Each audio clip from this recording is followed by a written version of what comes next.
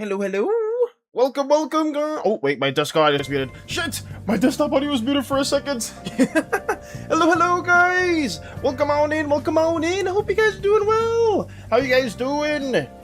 We're warming things up for stream. Hopefully you guys can hear me because I didn't know if my audio was going through. But welcome, guys. Welcome, welcome. Also, thank you, Tony and Morn, for the resubs. Hopefully you guys are doing well, and we got a couple things to share for today.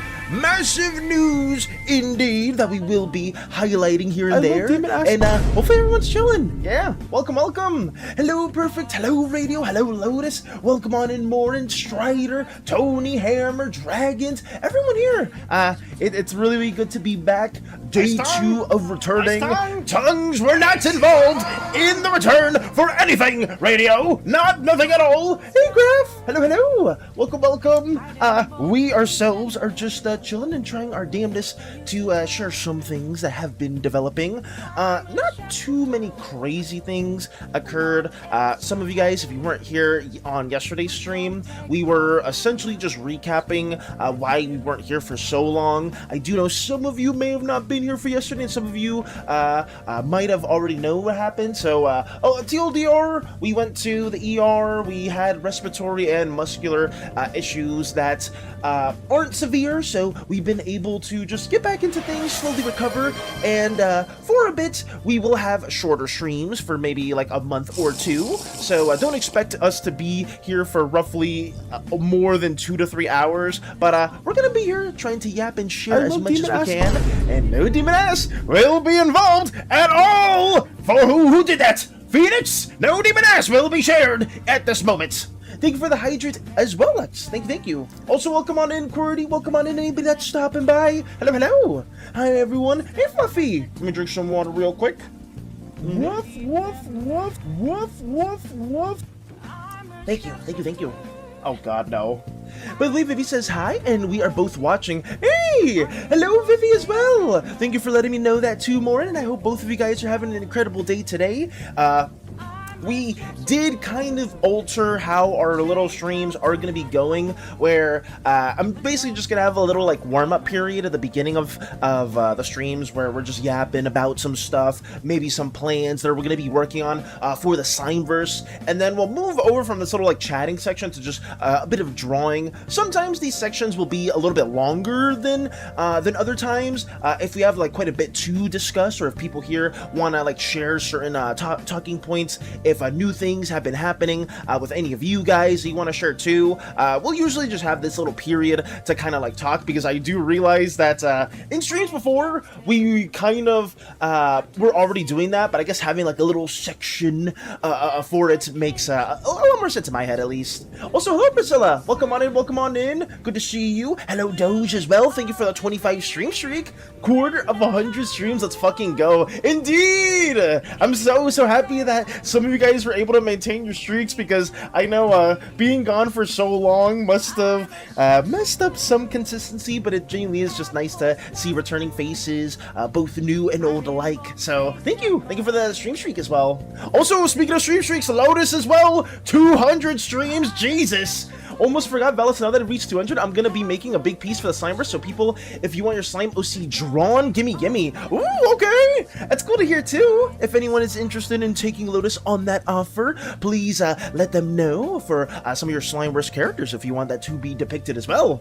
I've been in here for a while. Yeah, Lotus has been here pretty much the same time Mike, Lux, Space Buns, like all of the other OGs have been here for a while, and I'm very happy that you've decided to stay within our streams and our community too, because if you've given us so many goated ideas, there's quite a few of you guys that I would not have ever come up with certain ideas if not for you being here, and the fact that you guys have just stuck to it, it means a lot to me as well. I'm an old man. What do you mean by that? I guess in the sense of who's been here for a while. Why? There was a drawing of pregnant Valis? We don't mention any of that at all. Perfect. That's just fan art showcase, you know, fan art stuff that people want to see here and there. Also, perfect. Thank you for the sub. Oh shit, thank you. Hopefully you're doing well too. Thank you so much for subbing into our little channel endeavors. You too can now have access to these new emotes that some people may or may not be a fan of, like the wave or the raid or anything like that too, or me like putting my heart out. But thank you. Hi Valis, it's so nice to see you again. I'm sorry I wasn't here yesterday. Oh no, don't worry about it, Holo. Thank you as well for stopping by too. Speaking of OGs, it's really good to see you here as well. I hope you've been doing well. I really hope so. This is just a little bit of a new little section that we're doing here, where we're just having like a little warm-up period, and some streams will be a lot shorter for the foreseeable future, just because I am trying to reacclimate back into streaming, and I've realized that my voice has gotten a little hoarse, guys. Yapping for 3 hours straight, I thought it was gonna be like nothing. It felt like nothing, you know, like we were drawing, well, not really drawing, we were just yapping about some things that we were working on, but oh my god. when as soon as like it got to like around the 3 hour mark, I was like, damn, my voice feels like really hoarse for some reason. And I guess some of you guys that were here like really early on, and I didn't notice this till I checked the Cult Assault VOD.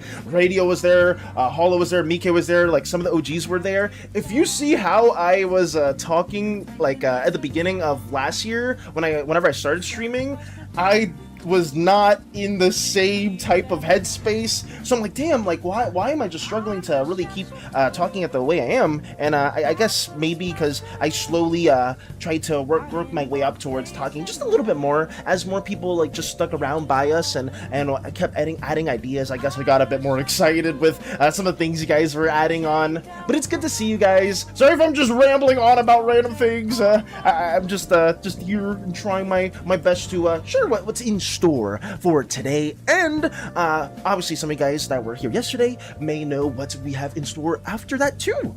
They call this the just chatting screen. Yes, this is like the just chatting section, so expect some yapping here and there, but we will be transitioning over to a little bit of art and what we're gonna be working on fairly soon. Just trying to warm up the good old vocal cords, because this old slime needs to lubricate them, and they've been getting very dry.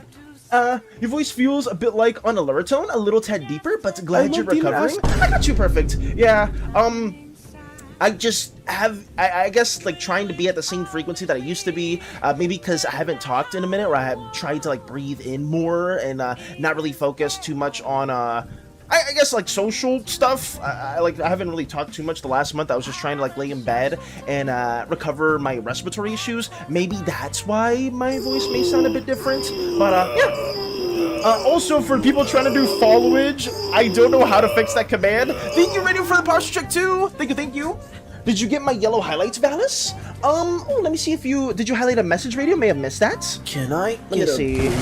Let me stretch while I'm doing this. Sorry for missing some stuff, but I'm so sorry to hear about your condition. We're glad you're doing better. Thank you. No, don't sweat it, Radio. I am, thankfully, nothing bad was, nothing, severe was, shown when I went to the ER, so, that's a plus. But, it was a really scary time. I just genuinely could not do much last month, but, I'm very happy to be back here and just trying my best to share as much as I can with you all. Genuinely. But yeah, I need to figure out the command for followage too. I don't know why that one's not working. It's really strange. You sound good, IMO. I missed your voice. Thank you, Hollow. I missed you being here as well. Sorry, I just so sometimes I get a little heartfelt when some of the OGs come around, and I'm sorry if I'm a little sporadic when it comes to some things, but it genuinely is really nice to have you guys here. Thank you. I hope, Hollow, for some things that I can share with you later on, because I know you're one of the historians, and we got several historians now. Shout out to Jiblu, shout out to Crumb, shout out to Mike. Crystal basically knows a lot of it too. Crystal's essentially a historian.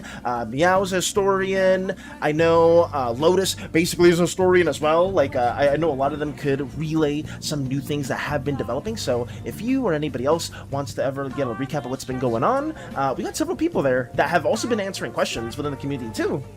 I'm curious about something. Do Vitons have a pantheon of gods as well, or do they just have their single sun bastard god?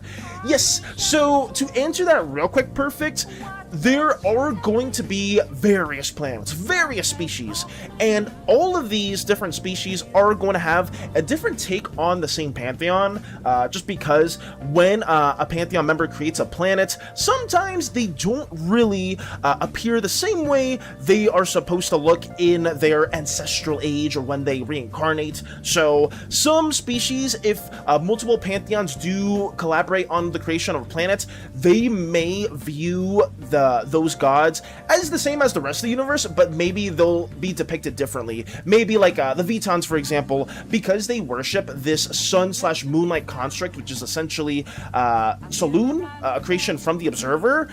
They don't really see the Observer, they just see their construct as their deity. So hopefully that answers it a little bit better, but that's kind of like a TLDR, so to speak. Gonna need to ask for a recap properly. I feel like I missed a lot. You're good. You're absolutely good, Hollow. I really have a lot of faith in some of my historians, and I don't want to give them too much work. But I know Mike knows pretty much most of what's been happening. Crumbs knows a lot too, and I'm gonna try to share what's gonna be developed in the future for you guys as well. Hey, Cosmo. Hello. This is a robbery. Whoa! Why are we trying to rob me? Excuse me? Give me all your debt and stress. I wish. I fucking wish. Oh god. No, I don't want you to have my debt and stress though. I want you to be doing well too, Cosma. I really hope you're doing well. You said he was alright? I love the amount of lore I wrote for K1 and K4 so far. Nice! I'm aiming for a non-linear timeline to focus on current events and K1A's tragic past during the war. Got you, Doge! I really hope that the Slimeverse suggestion, artwork, and brainstorming that we did for you did help, at least in terms of some of the visuals that you may have in mind. So, I'm not sure if we will have anything like that today, just because I didn't have enough time to really work on a suggestion thing. The main reason why stream was roughly 30-ish minutes later than I wanted it to be was just because of what we were planning out to sketch for today. So hopefully we are helping in some way. Also, Velas just wanted to ask, how does Citizen work with permafuse slimes? Are they considered as one person or still considered as two different people? For permafuse slimes, it's their identity is essentially whichever slime takes control of the other. So let's say Novo and Yorva fuse, and Novo permanently fuses with Yorva. That legally, it would just be recognized as Novo. Yorva's identity would basically just be seen as deceased or missing.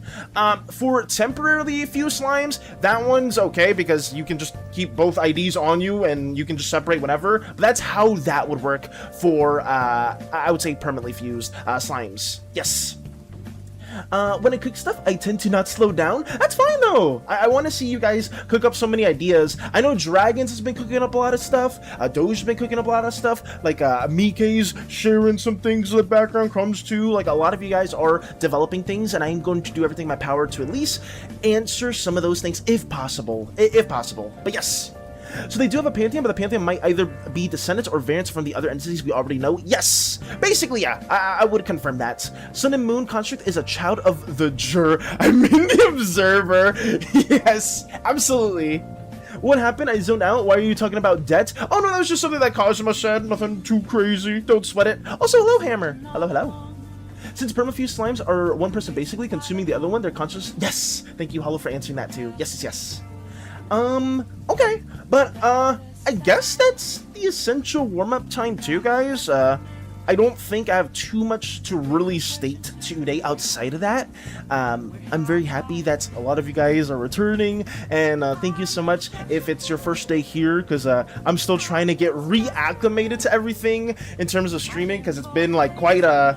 It's been very daunting because I'm very used to, like, last month just waking up significantly later, not doing too much because I just wasn't able to get out of bed, but slowly getting back into, like, the workflow of drawing things, creating assets, and with the stream schedule, I've needed to kind of readjust going back to waking up around 4:30 to 5 a.m. and let's just say the last couple days has not really been keeping up to that, but it is what it is, and I'm gonna try to at least slowly get back into the flow of things, and hopefully we can just return to the same type of work structure that we had before. I'm still waiting for the Pantheon video on YouTube if it's ever coming out. I got some ideas for my Knight Order and how they view the gods. Oh, for sure, Dragons. Some of this stuff may help you out. Oh shit, Narokoko, thank you for gifting a sub as well to Strider. Thank you. I really appreciate that as well, and thank you so much for supporting us as much as you have been. I hope you're doing wonderful too. Oh, but yes, the Pantheon video, or like the magic system and stuff, will give you a little bit closer to knowledge of what is being developed for them. Right now, the current video is going to be the magic schools, and you'll learn a little bit of each of the Pantheon members through how their magic is conveyed. So yes, 5 a.m. is horrifying. It's...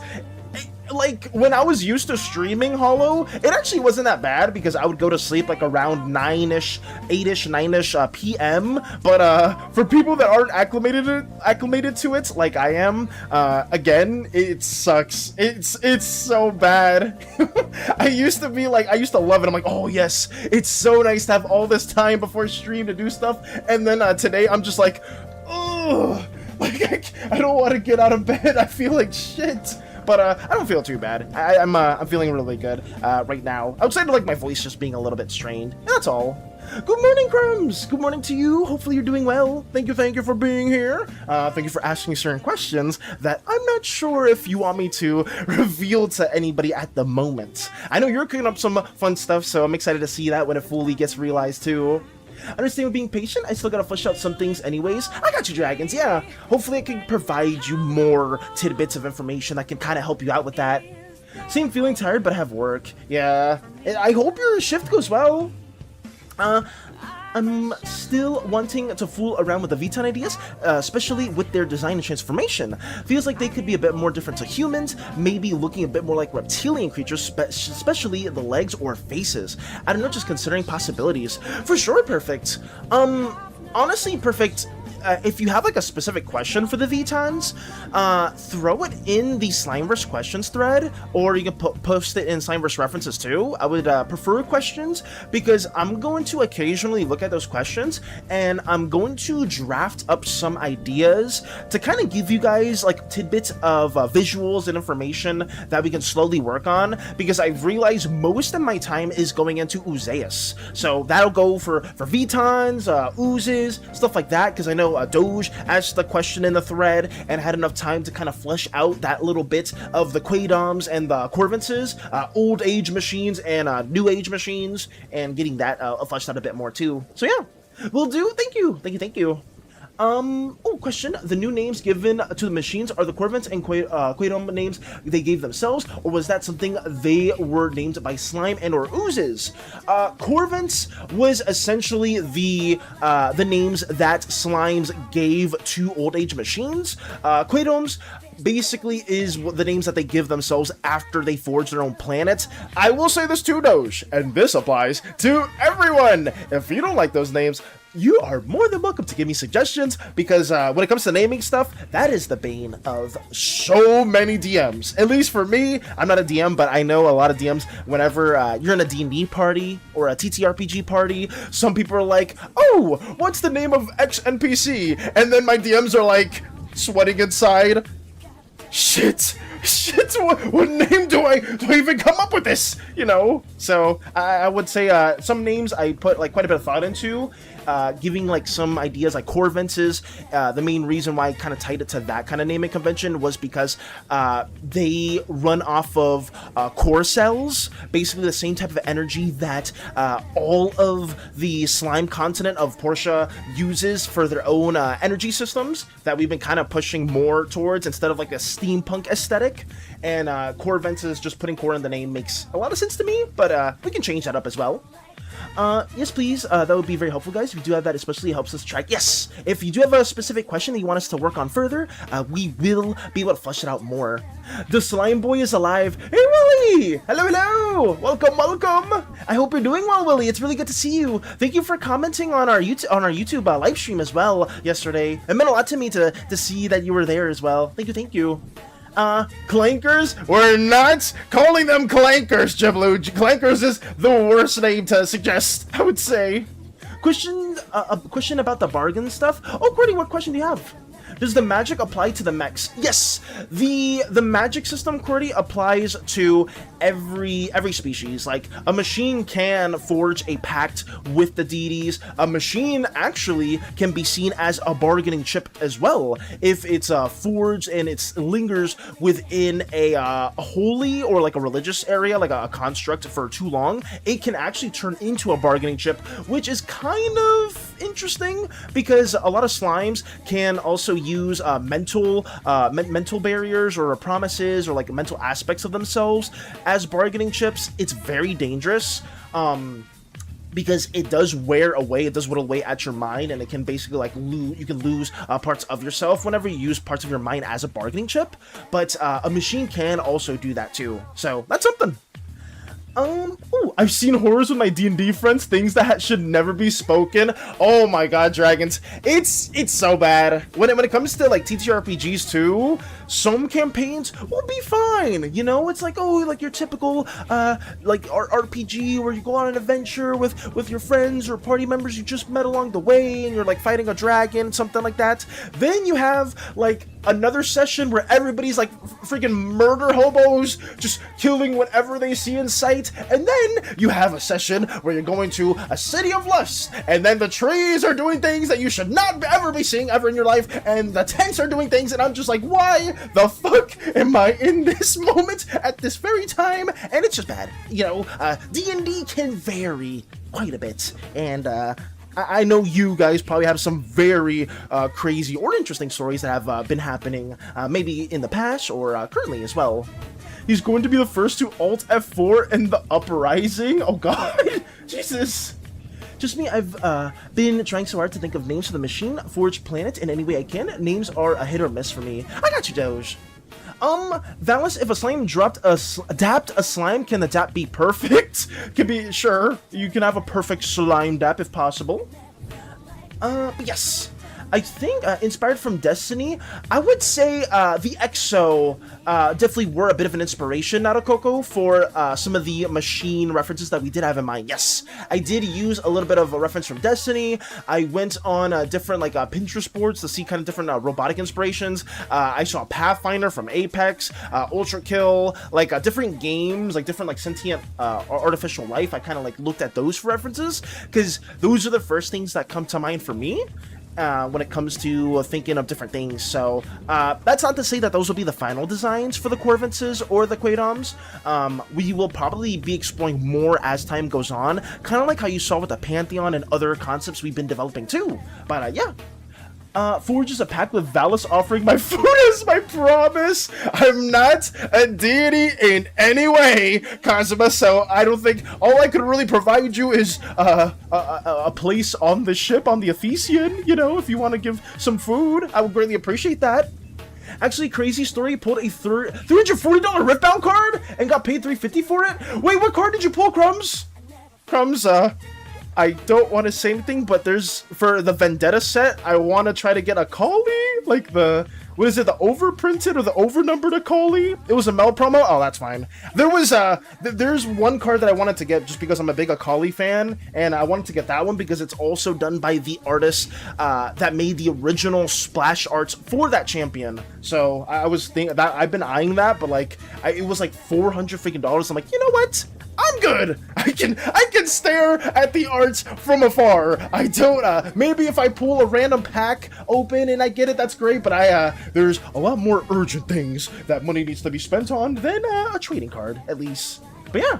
Valis, is your wallet okay? Absolutely not. But I'm trying my best to save for more important things like medical bills and things like that. So I'm just trying to do that instead. I knew a coincidence. I think not. I know an EXO when I see one. Yes, EXO were used as inspiration. Yes, yes, yes. Sent you the card? Oh, let me see. It was a Mel promo. Oh, I see. Okay. Oh yeah, this card looks sick. Damn, 340. Holy shit. Yeah, some cards like trading card games are crazy. I know. When it comes to like Pokemon as well, a lot of people are like really big collectors when it comes to that game as well, which kind of sucks because I think there's been like a big scalping issue for Pokemon, at least in the States. I don't know how it is in other countries, but we have like a mass Pokemon shortage that used to be the case. I don't know if it still is now or if like the company's been trying to like circumvent that, but there's some card games, people are in it, and they're just like, I guess, quote unquote, as the youngins would say, LARPing. They're not really fans of the game. They're just there to like flip assets, like get cards and like just flip it. But there's other people that genuinely want to play the games, and they just aren't able to get the resources that they need, which really sucks. As somebody that used to play card games religiously, specifically Yu-Gi-Oh! And Hearthstone and Magic the Gathering, those were like my top 3. I'm more of a collector for Cookie Run. I didn't know Cookie Run had a card game. I wasn't familiar with that. I got a badge for coloring 100k pixels. Nice! Regarding slimes, I gotta work on blue, indigo, and or green. Got you, perfect. Oh wait, perfect. I know you did say something right here too. Visually speaking, I think Vitons could use some inspo for like some of the reptilian aliens from Ben 10, for example.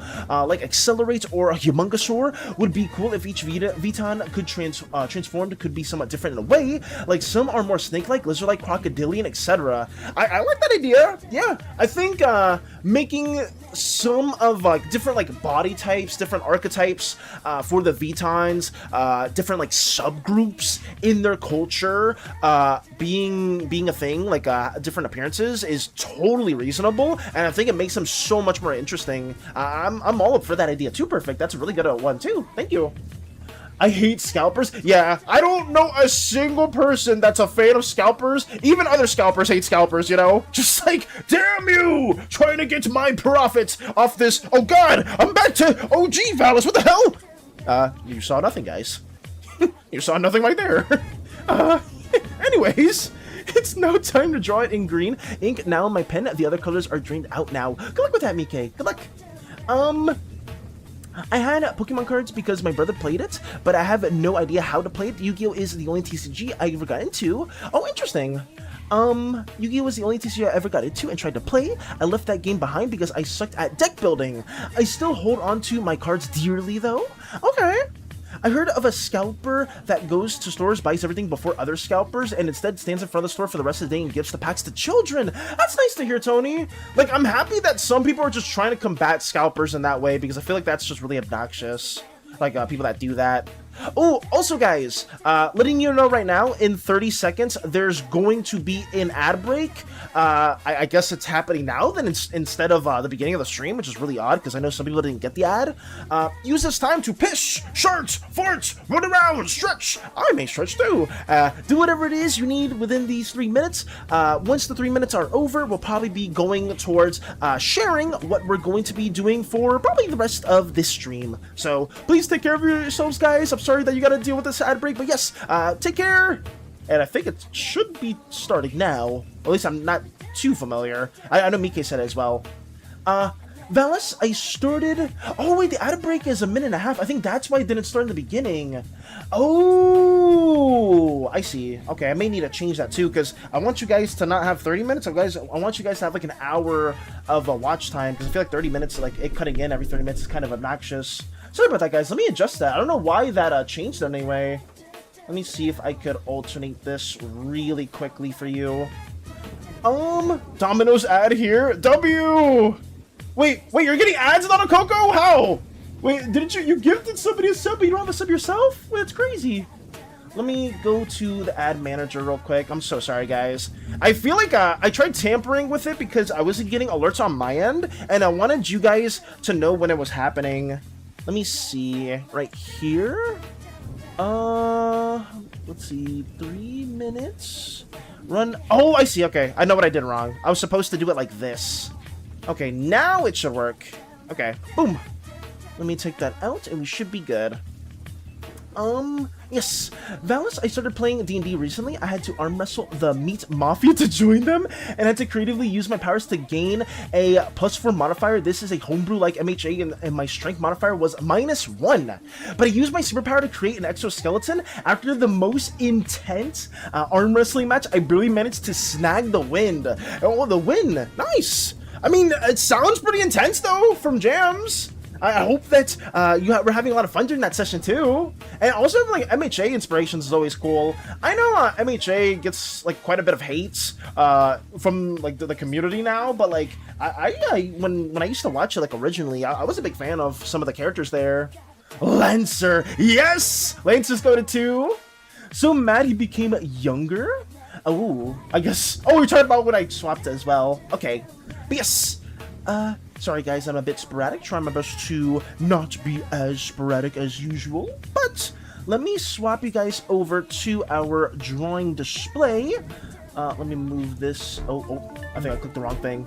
For YouTube, we go to drawing display here, and we have some things to also recap while we do a little bit of doodling. I'm back from Reckoning, and welcome back, Mike! Welcome back! People who like Gundam and who like TTRPG, I know you are there. I highly recommend you guys check out Lancer. Yeah, Doge is a big Lancer fan too, Perfect. And I believe Pebby is also a part of a Lancer campaign. It's one of the TTRPGs that I want to learn more about, because I know so many of you guys are big fans of it, and I'm not sure if it was Amon or if it was somebody else. I think it was Amon that had an anime TTRPG that they told me about that I wanted to learn more about too. That was pretty cool because I saw a video on that. Also, welcome back, Cordy. Welcome back. You started getting into Lancer too, Dragons? That's cool. That's really cool.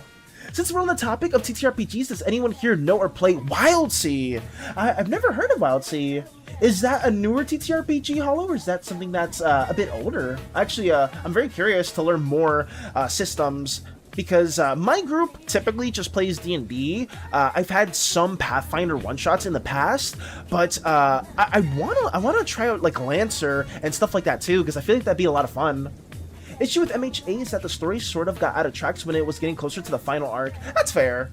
Because I kind of stopped gaining interest when it got towards the later parts. I was a big fan of like the beginning, like couple seasons, and I even read a little bit of the manga, but I guess I just kind of like lost a bit of interest in like some shonens at that time, because I guess like I'm not gonna say I outgrew them, but it just wasn't as interesting for me, because even when I was like younger, I was big into like signing, like the more mature, darker stories, like stuff like Berserk, Vagabond, Vinland Saga, like stuff like that, Psychopaths. It was always more my cup of tea. I would like watch like shonens like Naruto and Bleach and One Piece. Well, One Piece was later into my life cycle. Saying that like my life has passed, but I hope you understand what I mean by that. Like the Mune's Prejudice thing, Wild Sea's good. Oh, Perfect knows about Wild Sea. Val, my condolences. What's going to be happening soon? Oh, what are you gonna be doing? What's gonna be happening soon, Mike? Sorry if I did miss that as well. I haven't played, but a friend of mine loves it. Pathfinder 2e is good too for people that like D&D. Fair. Lancer and Kane are two of my most favorite works from Tom Bloom. Granted, he only co-created Lancer, he still made it nonetheless. I see.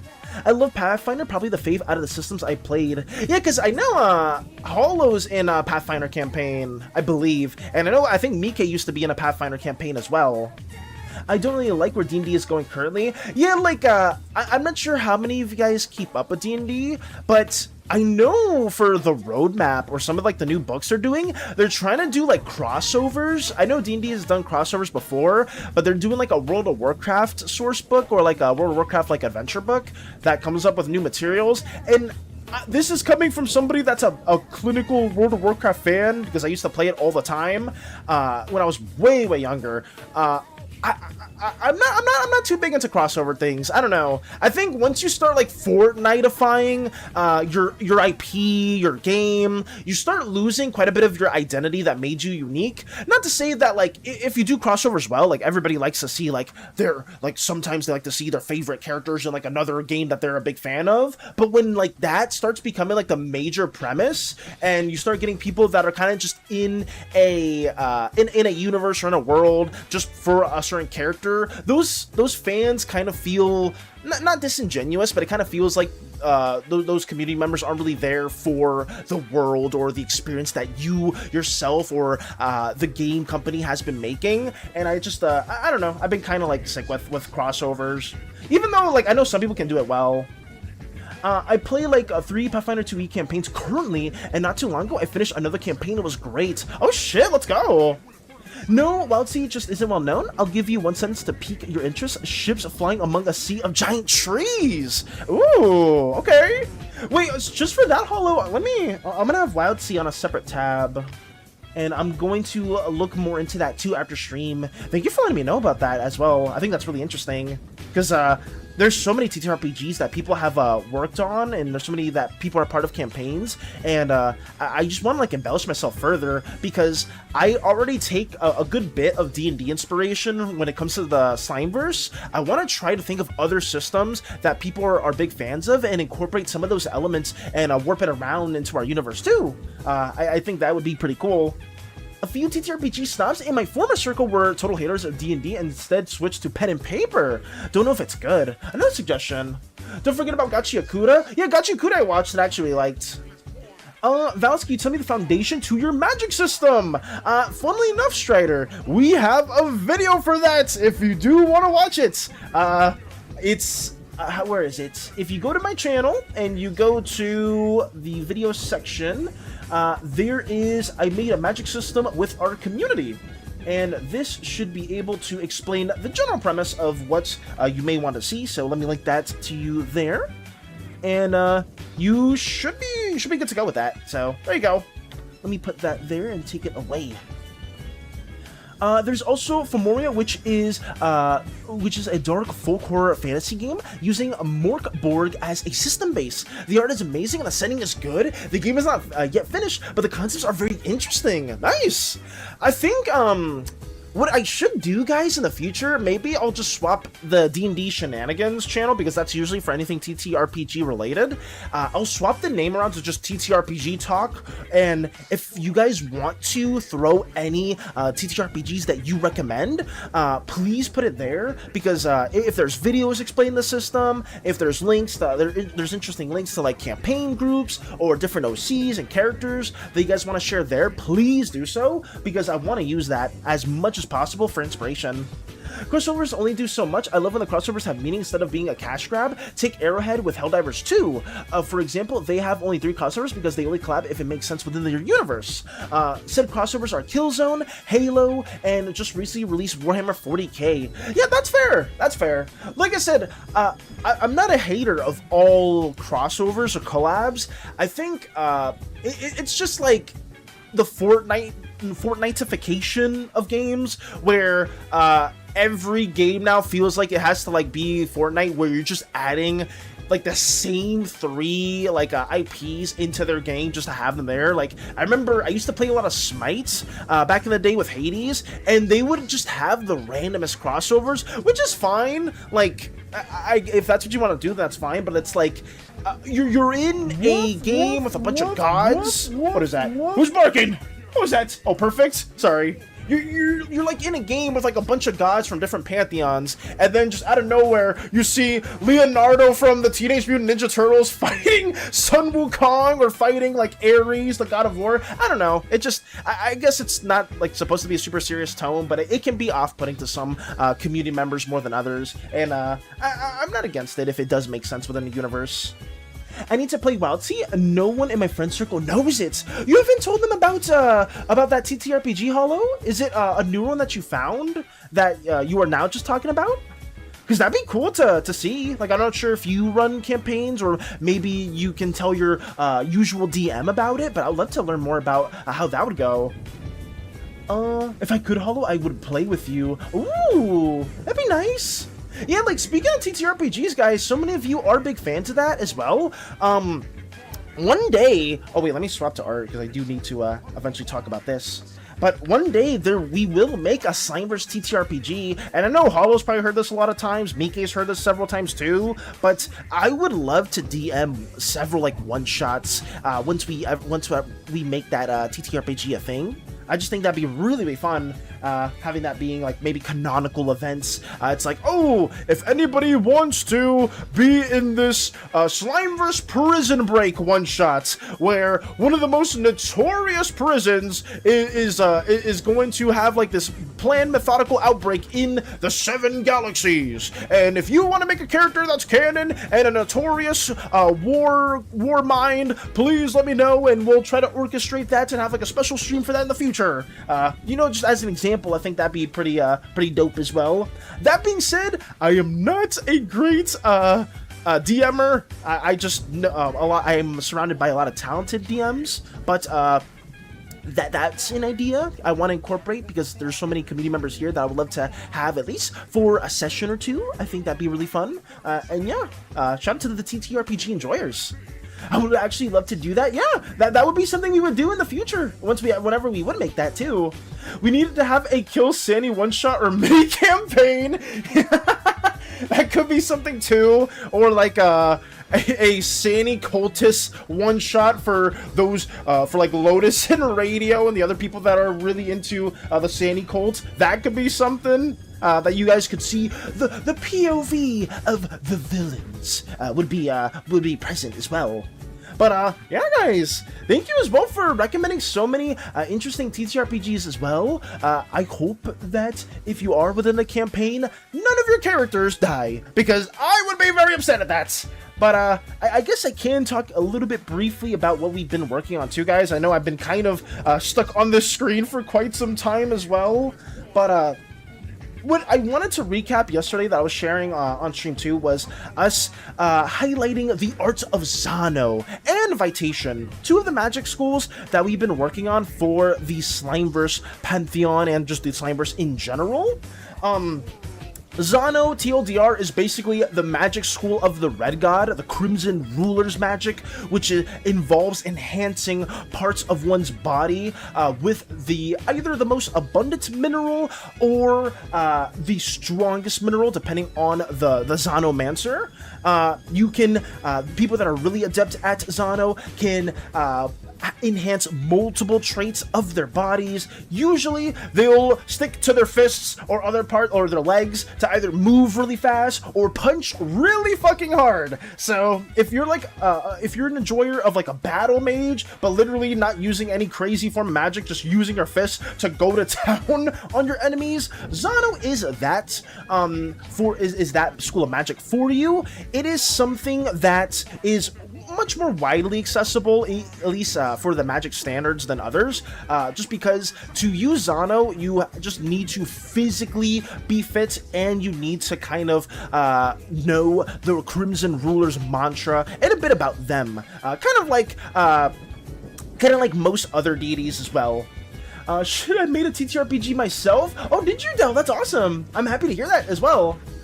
But yeah, that's what we got as well. Also, a good morning to you, Venchico. Hopefully you're taking care of yourself and you're having a wonderful day. We're just going over some of the magic system that we've been developing, and we've also been working on talking about TTRPGs with the community because we have so many TTRPG enjoyers. Welcome, welcome.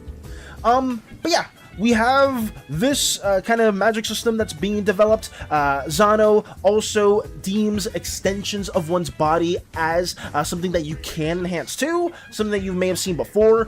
Some of these axes and other weapons will be enhanced by Zanomancers. Some of them tend to be blacksmiths because of this trait, and you can make some really strong weaponry from it too. Thank you for the hydrates.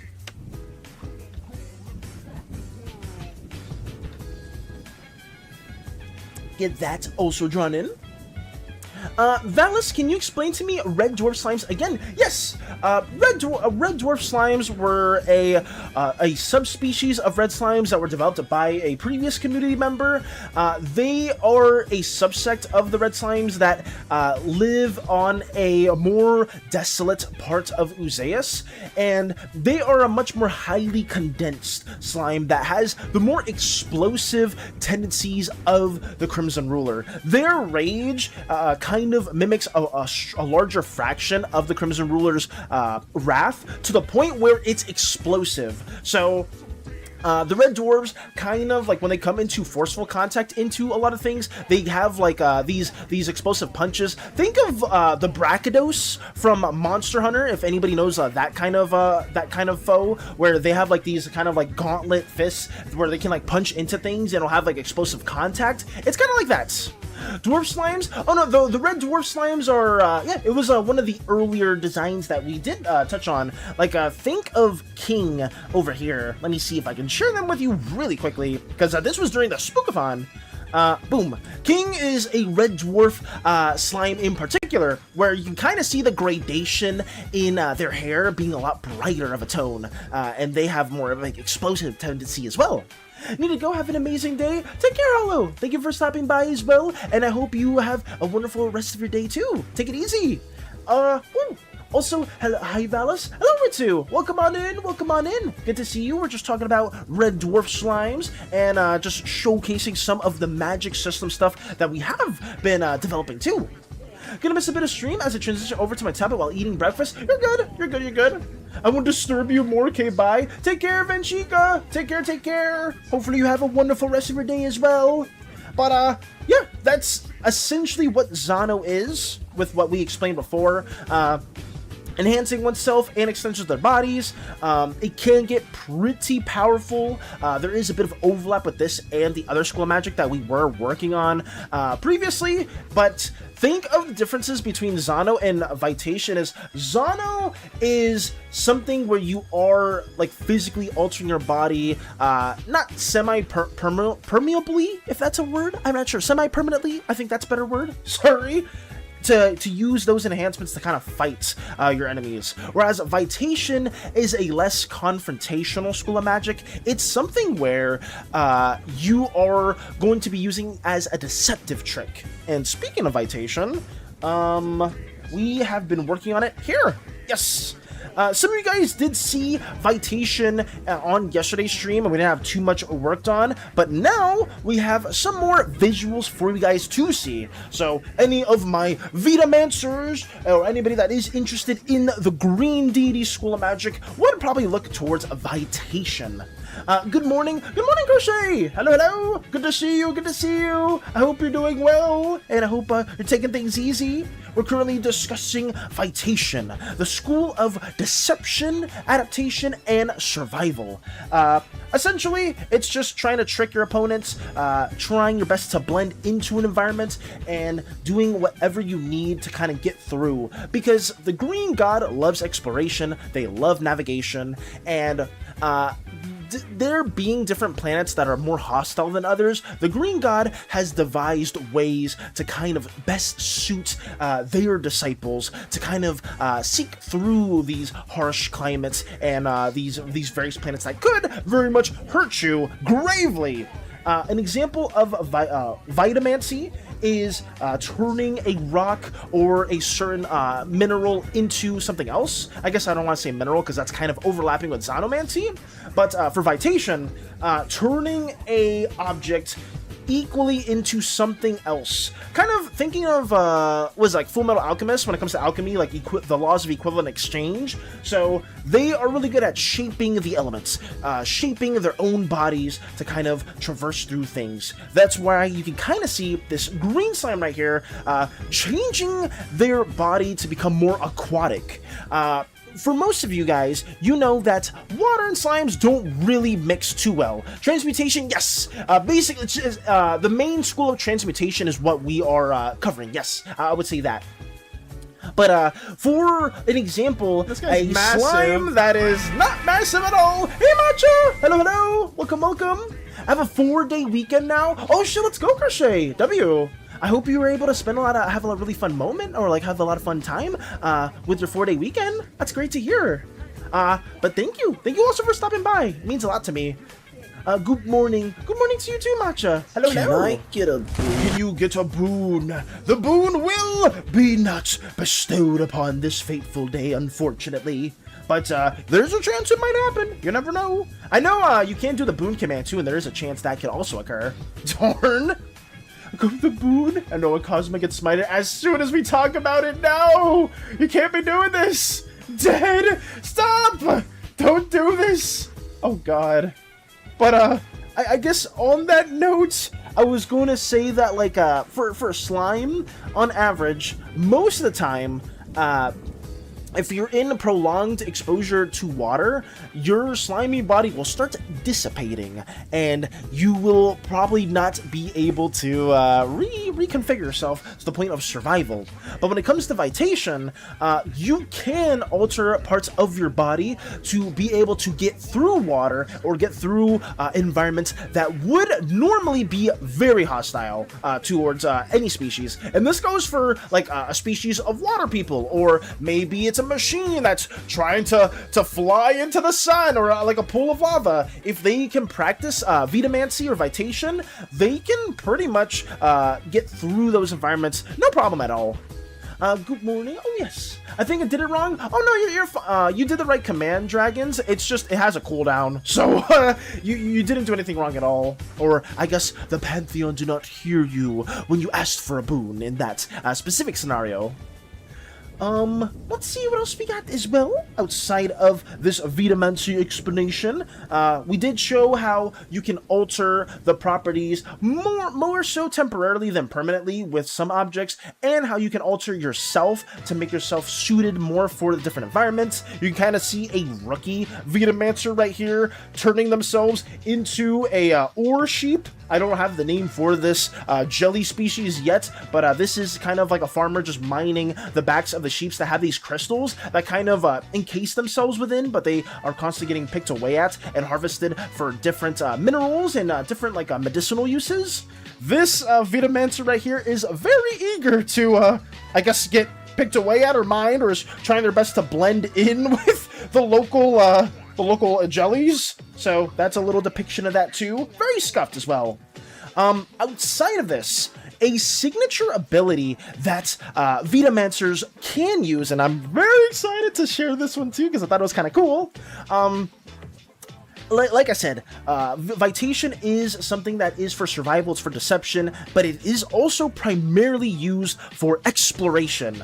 And a signature ability that seasoned Vitamancers do use is a labyrinth-like spell. I don't know how to call it yet. I think I just called it maze, but Vitamancers that are within hostile planets or any territory that they aren't too familiar with can use something called a paradox. This paradox is essentially your catalyst that Vitamancers do use, and it's kind of like a Rubik's Cube puzzle conundrum type of object that can summon a labyrinth-like environment, no matter what planet you're on.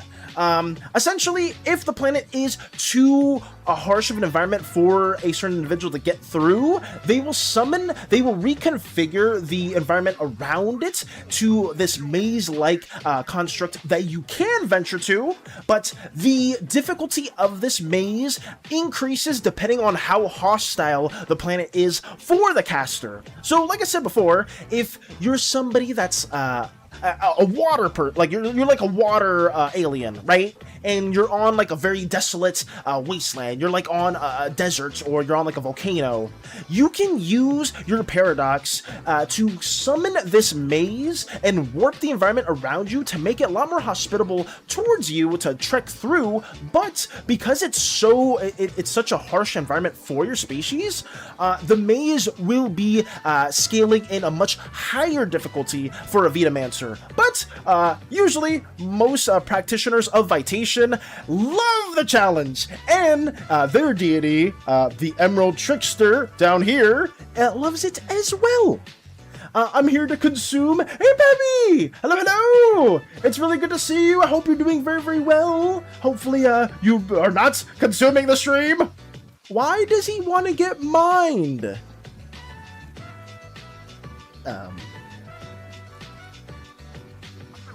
Why does that even get a question? I don't know. I have no idea, but, you know, maybe should I be mad at that? Maybe I should just be okay with it, you know? I don't know why this novice Vitamancer wants to get mined by the farmer, but they themselves are very eager to do so. And some of these sheep are also, or these jellies, are also looking at them and being very sussed out.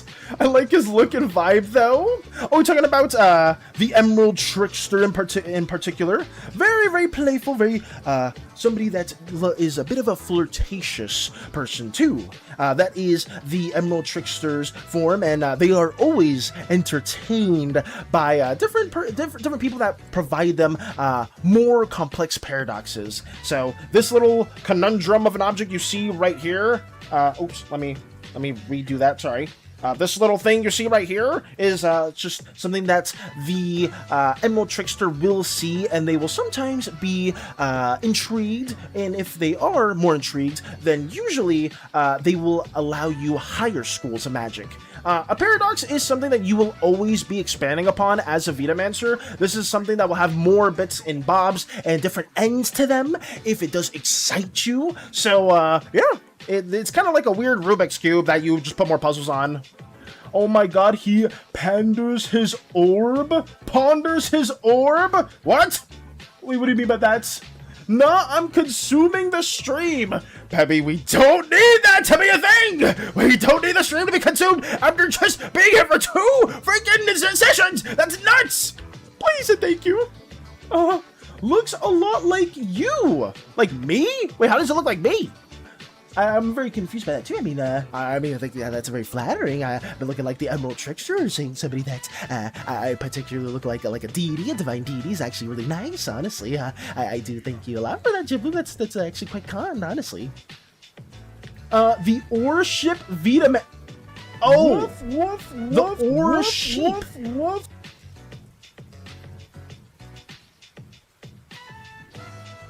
You're saying this? This looks like...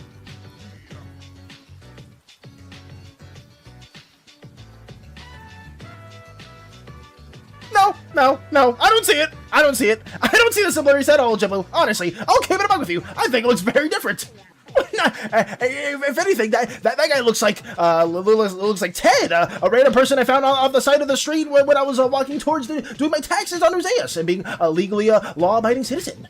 Hello, slime friend. Hey, Pancrab. Hello. Welcome, and thank you for the posture check.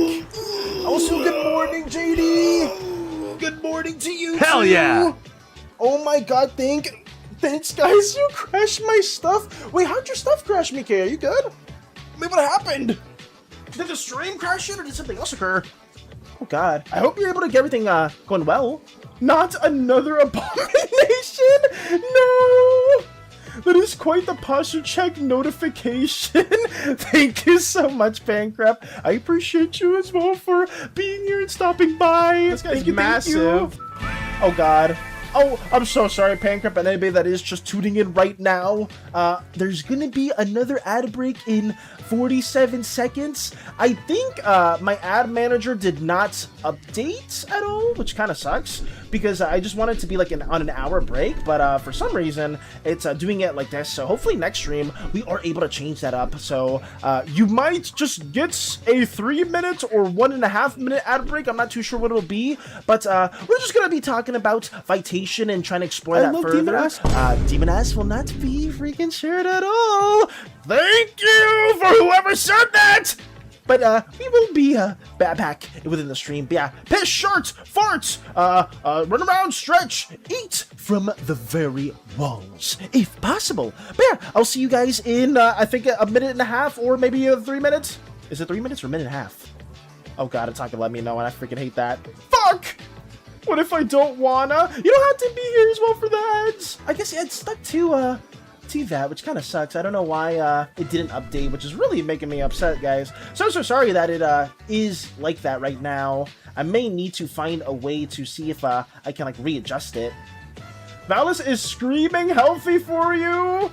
It sure is, Strider. It sure is.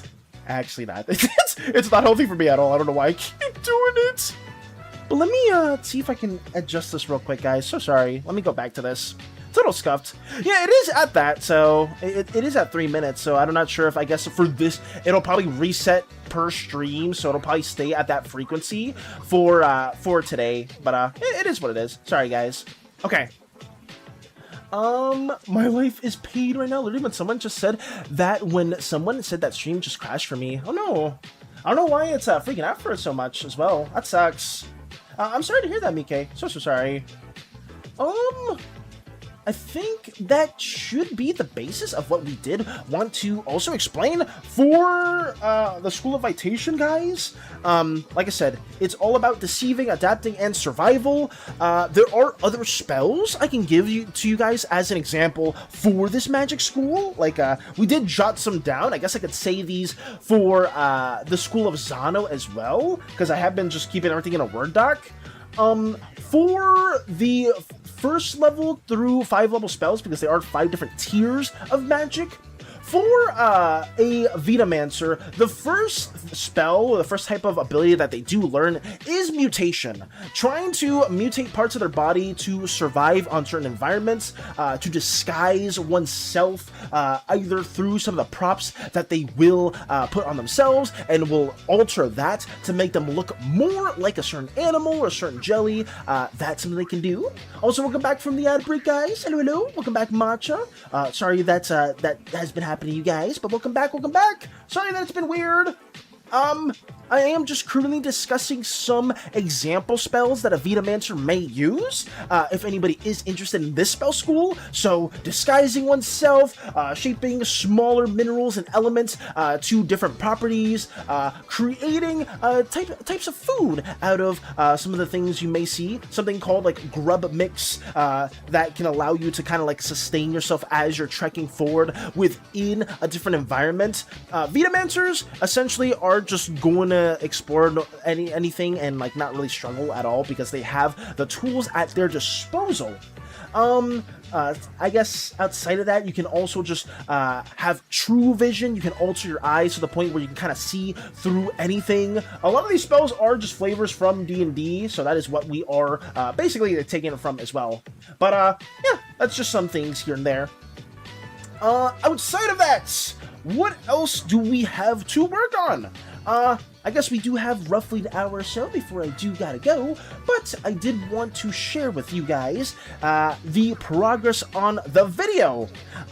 These little snapshots here are going to be shared for when we are talking about the spell schools, but something that I personally want to have for you guys, or I guess like the main background footage, is going to be each of the Pantheon members, and in a Hades-esque style. If you guys have seen my Observer drawing, if you guys have seen my Nephrodite drawing as well, I believe they're here somewhere. Where are they? Do you see an Observer Nephrodite anywhere here? Oh yeah, I see a Nephrodite right there. Okay. I'm going to try to do these little depictions for each of the Pantheon members in a Hades-esque look. I'm gonna try at first going through each magic school and then plotting out some of the designs, because I know several people within the Pantheon brainstorming team already have their designs set out, so those are gonna be a lot easier to draw. But for some of the other ones that we don't have set designs for yet, kind of like the Crimson Ruler's design, we're going to be working on that, and that may take a little bit more time. I'm back again, Taste of Freedom. Welcome back! Welcome back, Nikkei. I assume the schools of magic are included in the curriculum of every school in Uzeus and other worlds. So, Valis, which school did you excel in? Oh, no. The schools of magic are not... there's probably, like, a base curriculum that people are aware of when that happens. But there are specific magic schools that people will attend to. People that are trying to forge pacts and get better at strengthening their pacts.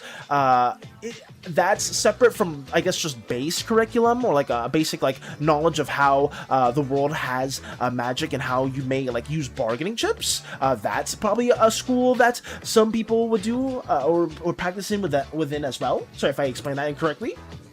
Ooh, he the goat? Yeah. Wait, who's the goat, JD? Who are you referring to? The Observer? Because the Observer is somebody that a lot of people are not too big of a fan of. But Nephrodite, for some reason, more people are a fan of Nephrodite, even though Nephrodite's actions can be seen just as bad as the Observer's. They just represent true ideals.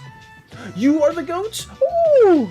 Thank you. I didn't expect you to say that. I thought you were gonna refer to you know, the Observer or Nephrodite right here. You know, like maybe one of them, or Valis or the goat. Oh no! Stop it! No! You don't need to keep saying that, guys. I'm not the goat. I'm just somebody that's working on little Slimeverse things at all. Don't call me nothing goat related at all, please and thank you.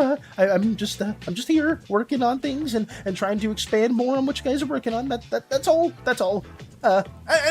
Anyways, over here, we have this. We worked on Zano, we worked on Vitation. Next is the Hades style, Hades 2, Hades 1 style artwork that we have for... Where is it? Right here. Boom! Yes! We are going to be lining up the Crimson Ruler, the user or the creator of Xanomancy. So we're going to be drawing them and lining up in a Hades-esque style, kind of like we did with the Observer and Nephrodite. So she is somebody that I've been really excited to actually have a finalized design for. You can see the remains of 2 wild gods on her shoulders. Yes, she is a very, very intimidating woman, at least in the context of the Slimeverse. And please, she is not stepping on anybody! Hello Maximum! Thank you for the first time chatting. Welcome on in. Good to see you. Hopefully you're having a wonderful day. We ourselves are just sharing some universe stuff that I've been working with the community in terms of the Slimeverse, and now I'm going to be just doing a little bit of line art for this deity, the Crimson Ruler, somebody that I spent a little too long on when it came to drawing them.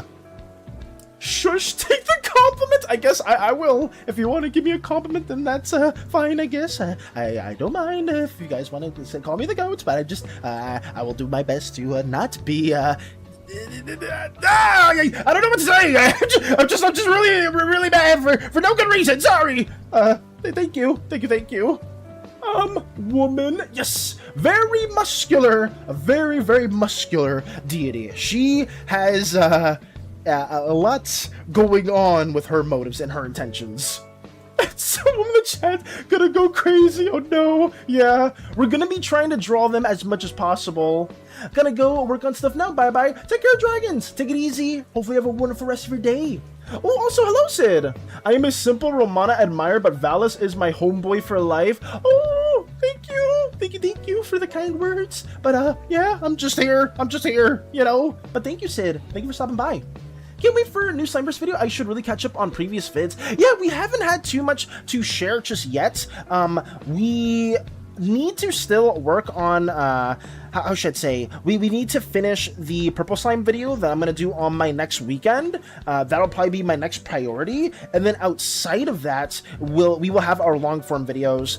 I think what I'm going to try to do in the future, guys, is I'm going to work on just compiling stream stuff and putting that as YouTube videos. Like, if we have like certain information about the gods, I'll probably have like a video being like, planning the magic schools with the community and seeing how that goes, you know?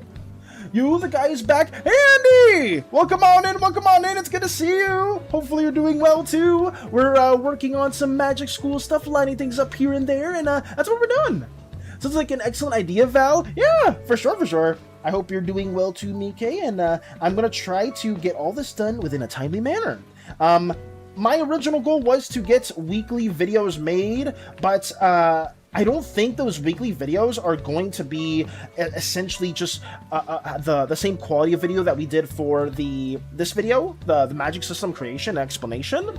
I think what I'm gonna do in the future is just have some videos that are just compiled moments from stream where we're like loosely detailing questions and stuff from chat, and also just loosely explaining the magic system. And then we'll just have the more polished, cleaner videos later on as well that will just have a bit more editing, maybe a skit here and there that some people would maybe partake in if that tickles your fancy at all. So yeah, that's what we're gonna do. I'm doing good besides just dealing with crappy internet right now. Yeah, for some reason, Mike, over here, my internet's been shit too. Like, it's been really, really bad. And I DC'd, like, for the majority of the day prior to starting stream again yesterday, and I was stressed. I was sweating bullets, guys. I'm not gonna lie. When it came to us maybe streaming yesterday or not, it was fully in the eyes of the internet gods, because I was just, oh shit. Please, for the love of God, don't crash and don't lag up. And thankfully, we were able to go back to just regular streaming schedule, and that was good. Yeah, it was really scary though. Like, the internet's been terrible. Over here, it usually gets really bad because during the summertime, it's raining and storming a lot. So because it's like there's a lot of thunder, where we'll have like constant disconnects. I don't know if that's the same for you guys, where you guys may be, but over here, usually this time, it's storming really, really bad, which thankfully, we haven't had a lot of DCs. It was just the day before streaming again. I had like no significant internet connection, and I just hated it. It was so scary. I'm head out and work on art. Love it. Love you. Tell Crystal I said hi. Got you. Take care, JD, and good luck with arts. Have a wonderful rest of your day. And as always, it's so nice to see you. Take care. Take care. I'm just slowly working on some reference stuff for you. Got you. Oh my god, you're not the only one. I'm so sorry you're suffering with me. Yeah, internet struggles are a bitch. I despise them so much. But it is what it is. We're gonna get through it, and we're going to just, you know, keep trying to make stuff for you guys. That's the end goal of my day, or the end goal of this whole Slimeverse stuff. I think we're all suffering currently. My POV keeps lagging a bit for this stream. Oh, I'm sorry to hear that too, Doge. I don't know why it may be lagging, but hopefully it stops lagging soon, because I think, at least on my end, I have a good bit rate. Like, my connection's good, so maybe where you are currently, which kind of sucks because I don't want anybody to be struggling too much. My internet was so crappy yesterday, but I had storms for 3 days straight. Jesus, Matcha. Yeah, that's crazy. Yeah, like, it rained yesterday, but I wasn't DCing too much. My internet primarily has just been really slow, which sucks. But, I don't know. We'll see what happens, and I just hope that no crazy DCs will occur for any of you guys, too. It's, I guess the summertime is just really bad for most of you guys. But I know on the other side of the world, like, when it's summer, like at least over where I'm at in the States, like it's usually like winter time, like it's a lot colder on the opposite side because of how hemispheres working and all that mumbo jumbo. I remember Tony sent me a video on that, and I remember learning about that when I was way younger in science class. I still remember the poles and how seasons work, and I guess because the tilt of the Earth causes all that mumbo jumbo to happen, you know? Rain? What's that? Never heard about it? Never heard about a little rain? I'm slowly cooking stuff for you. Most of them, I just had to draw it out for you. I got you.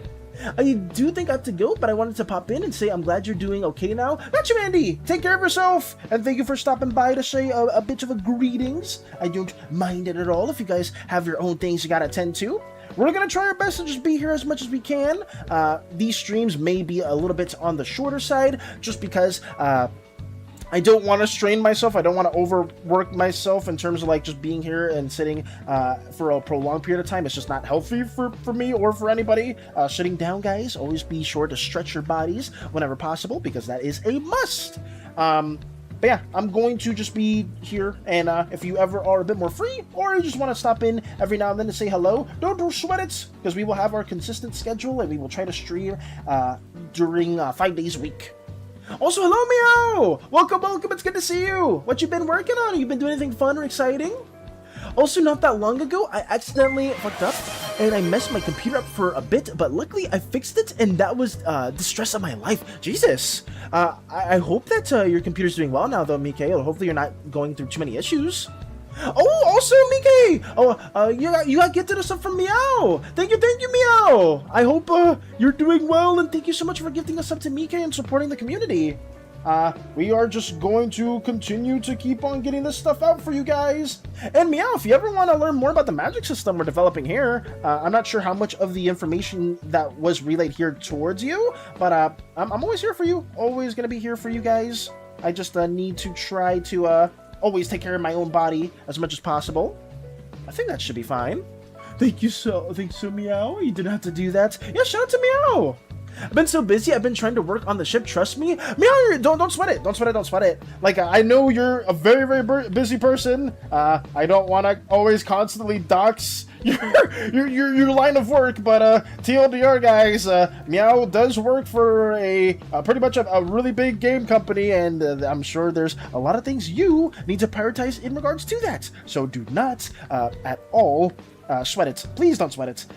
There's no rush to do anything for the ship, but if you ever want to give feedback, I will try my best to give a solid date in terms of trying to be there, because I know I believe we scheduled a day before, but we didn't have like a good time for it. And when you do live on the opposite side of the world, both parties live on the opposite sides of the world, it's a lot harder to kind of orchestrate those events, because like right now it's probably like it's 9:50 a.m. for me, but like it's probably like about to be 10 p.m. on the other side, which really sucks, but we'll figure something out. I really hope so.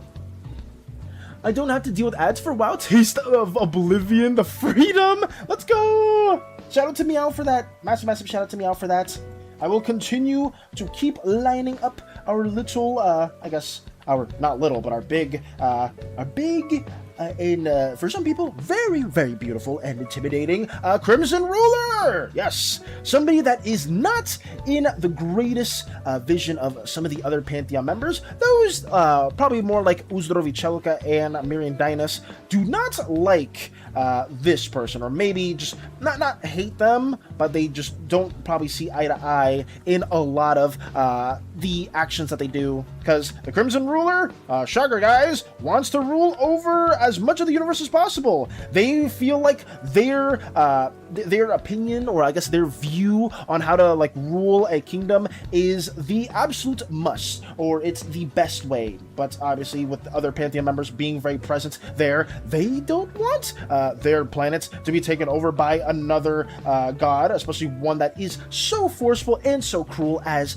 this individual. I guess I wouldn't say cruel. I would say the Crimson Ruler is somebody that wants people to be forged in adversity. The Crimson Ruler wants different species to thrive in desolate environments, places that I guess, kind of stress your body to the point where you become sort of the apex individual of where you come from. Maybe that's what it is. Quite the bald phallus.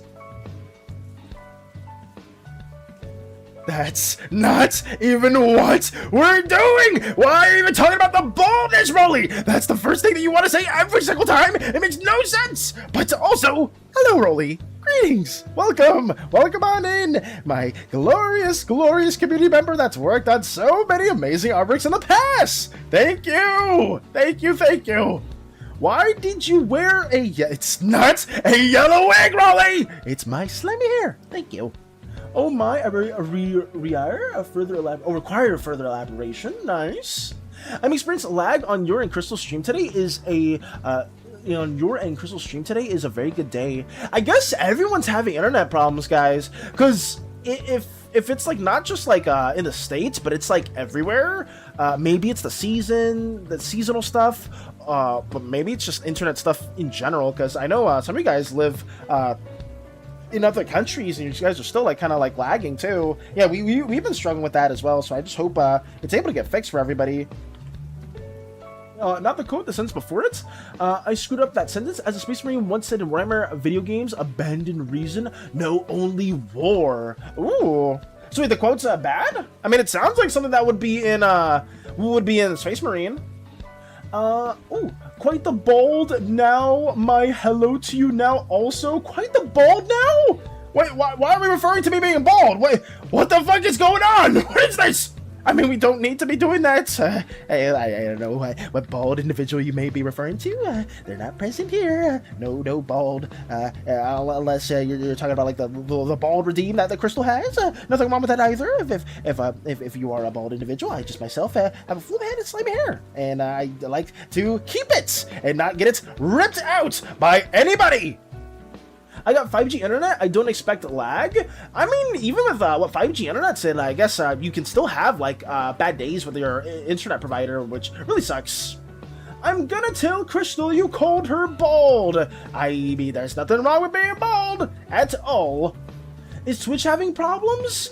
It could be Twitch's end, Matcha. I'm not sure if YouTube's lagging even more. Maybe it's the server. That could be a better reason. Instead of just like assuming that everybody's having internet issues.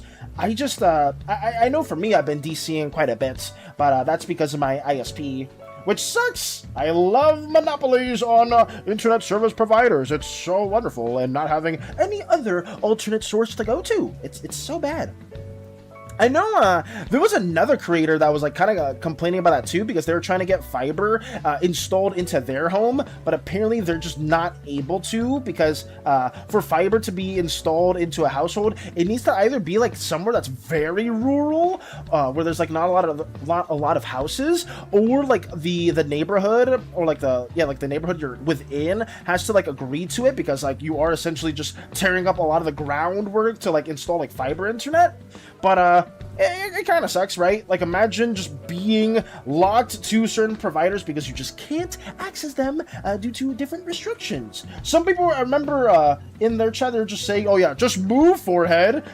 just go to somewhere with better internet. Uproot your whole life, wherever you're living in currently, regardless if there's family members or anything like that too that may need your assistance, and just go towards a different location or a different area. It's like, I mean, you could. I mean, that's a possibility, but it's so funny for like just random people to just say that and being like, oh yeah, just do that, just do this.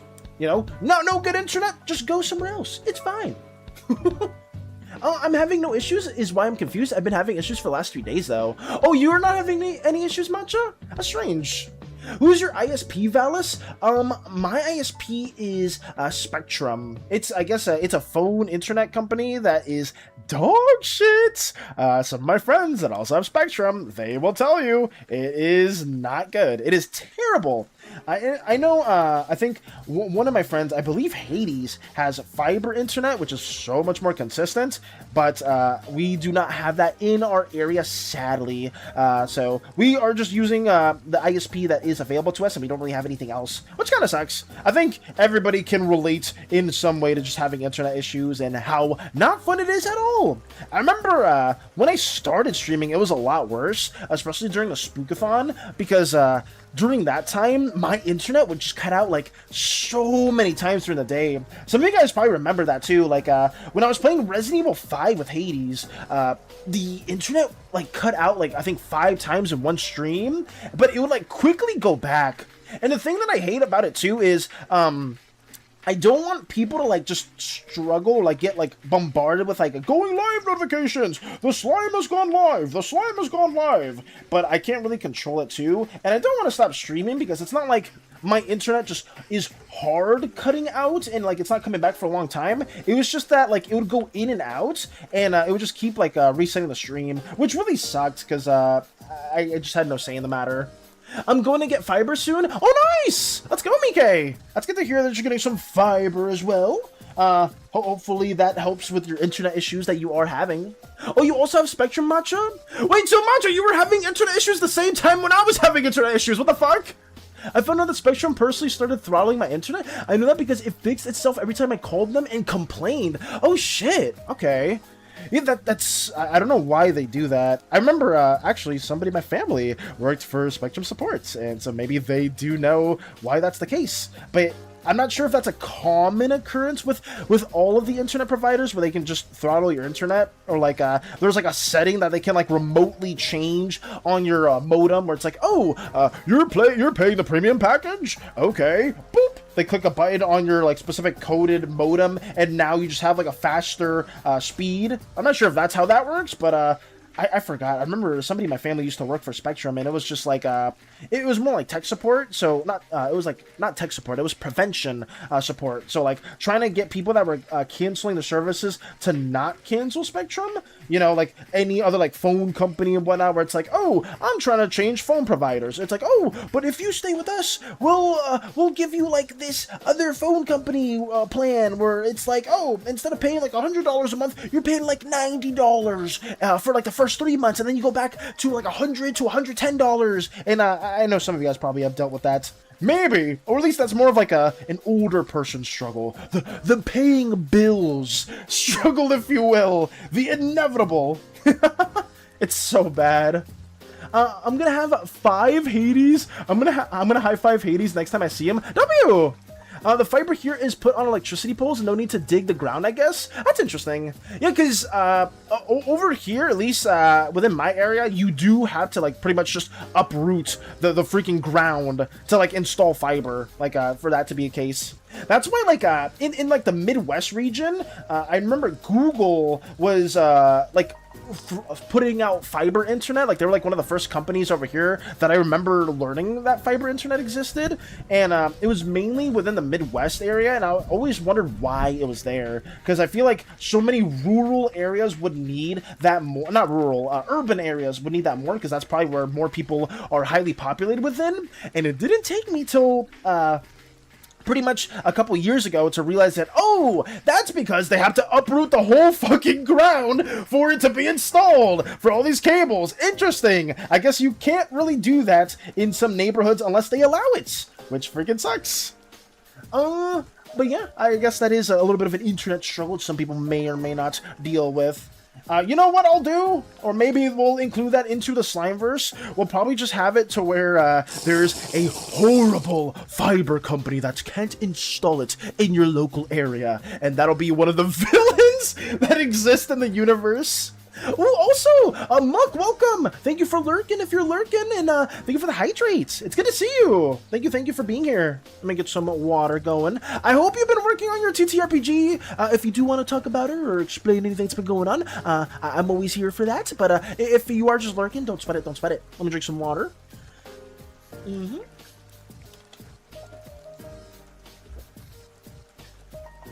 There we go. Okay. We're currently working on the red Crimson Ruler, the red goddess of the Pantheon. Trying to draw them in a more Hades-esque style, so we're just lining them up with a much thinner pen, or a much thinner brush. And, yeah, we're just going to be doing this for all of the main Pantheon members and their schools of magic. This will be the main footage that we'll be using. Maybe I'll just cut up the School of Magic video into, like, 2 halves for the Pantheon. That way I can, like, kind of, I guess, upload that video and just still have, like, a more consistent feed of content, because I do need to push out videos for YouTube so we can take advantage of the monetization. But, yeah.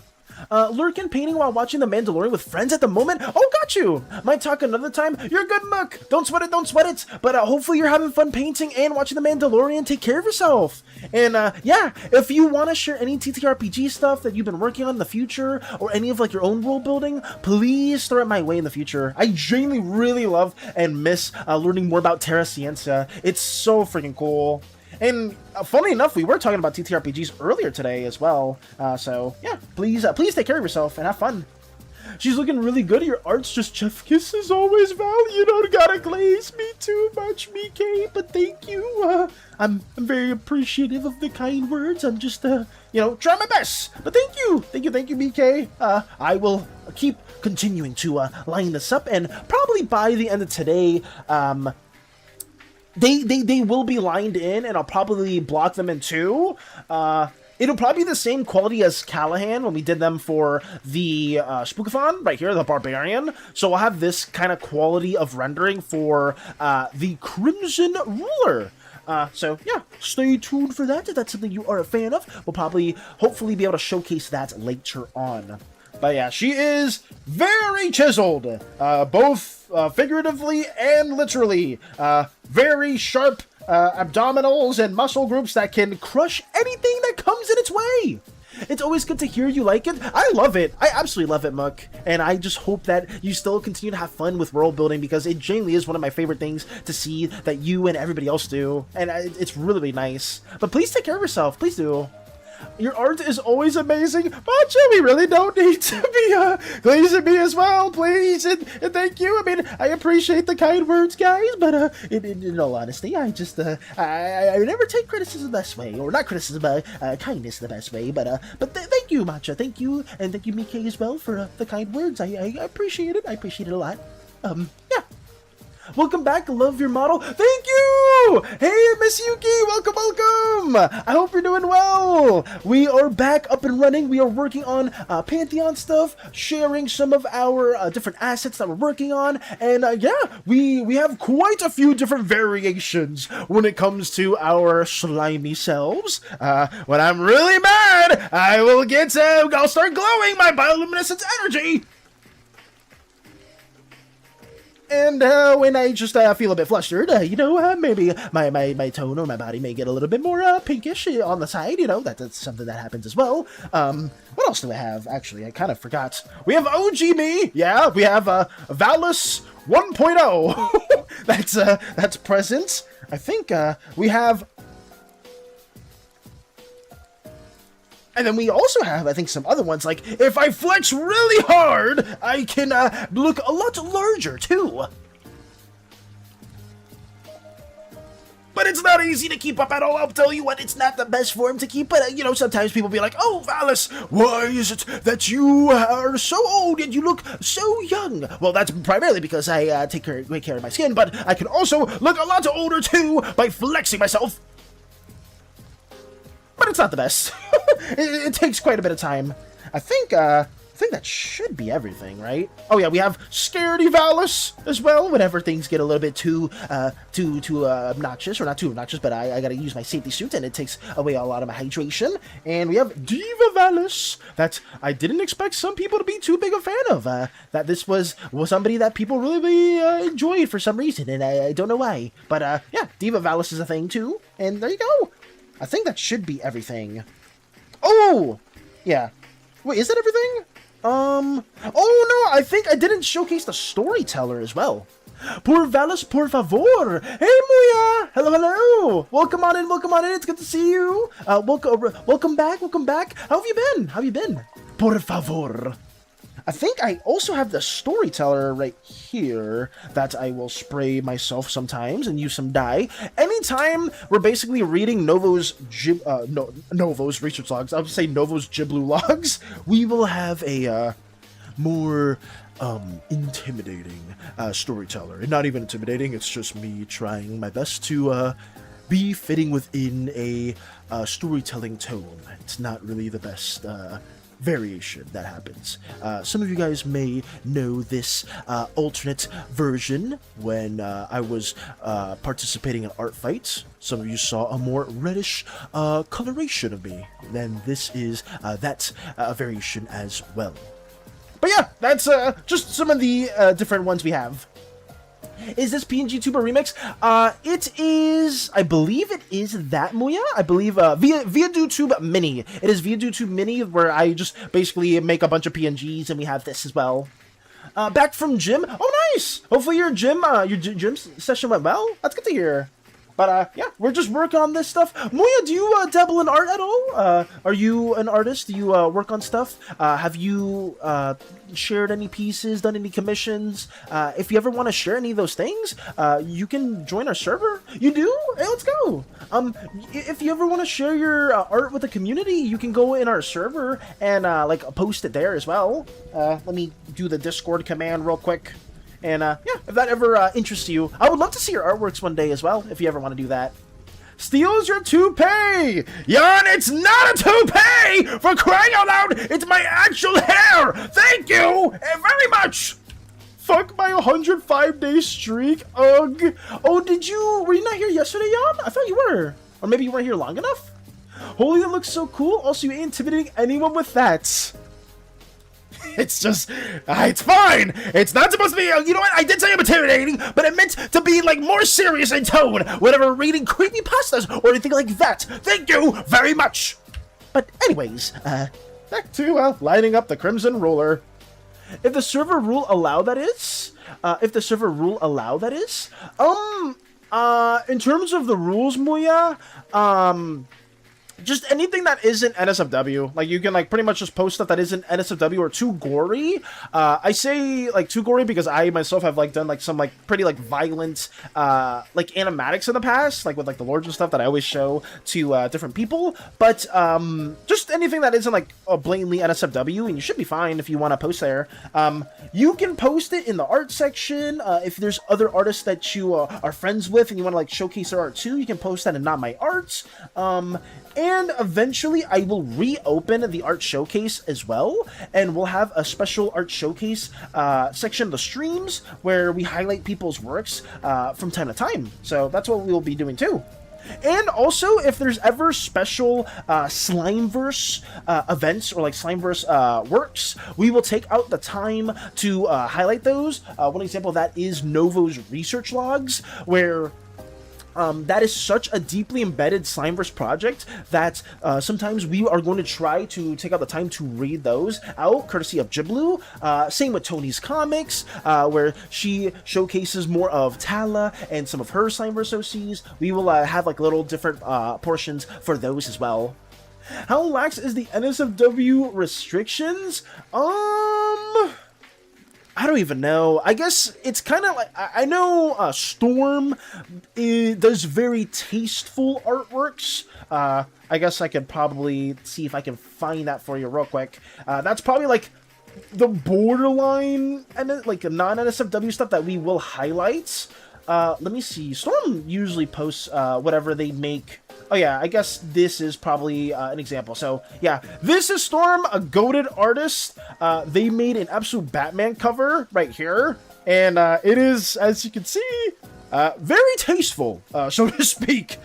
This is okay. I don't like, you can just have like stuff like this, but like if you're just showing like bits and bobs, then I would probably say like please don't do that within the server. But like this is like an example of like pretty much like borderline being able to showcase.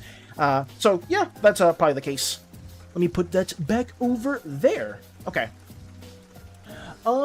Sir, when will you bless us with your arts? Oh yeah. Oh, a Seeker, thank you for the sub. So thank you for the sub. Thank you for the sub for 1 month. Thank you, thank you. I hope you're doing well, Seeker. Thank you so much, and hopefully you're having a wonderful day too. We're just trying our best to work on the stuff, talking about the guidelines of NSFW stuff and all that, and that's basically what we've been doing. But thank you for subbing. Very very tasteful is quite understatement for this one. Oh yeah, it's like Storm's art is like borderline what I can share on stream, because it is very, I know they do it on stream, so it's like okay, but like it's like probably like borderline where I would like allow it to be shared for like showcase and whatnot.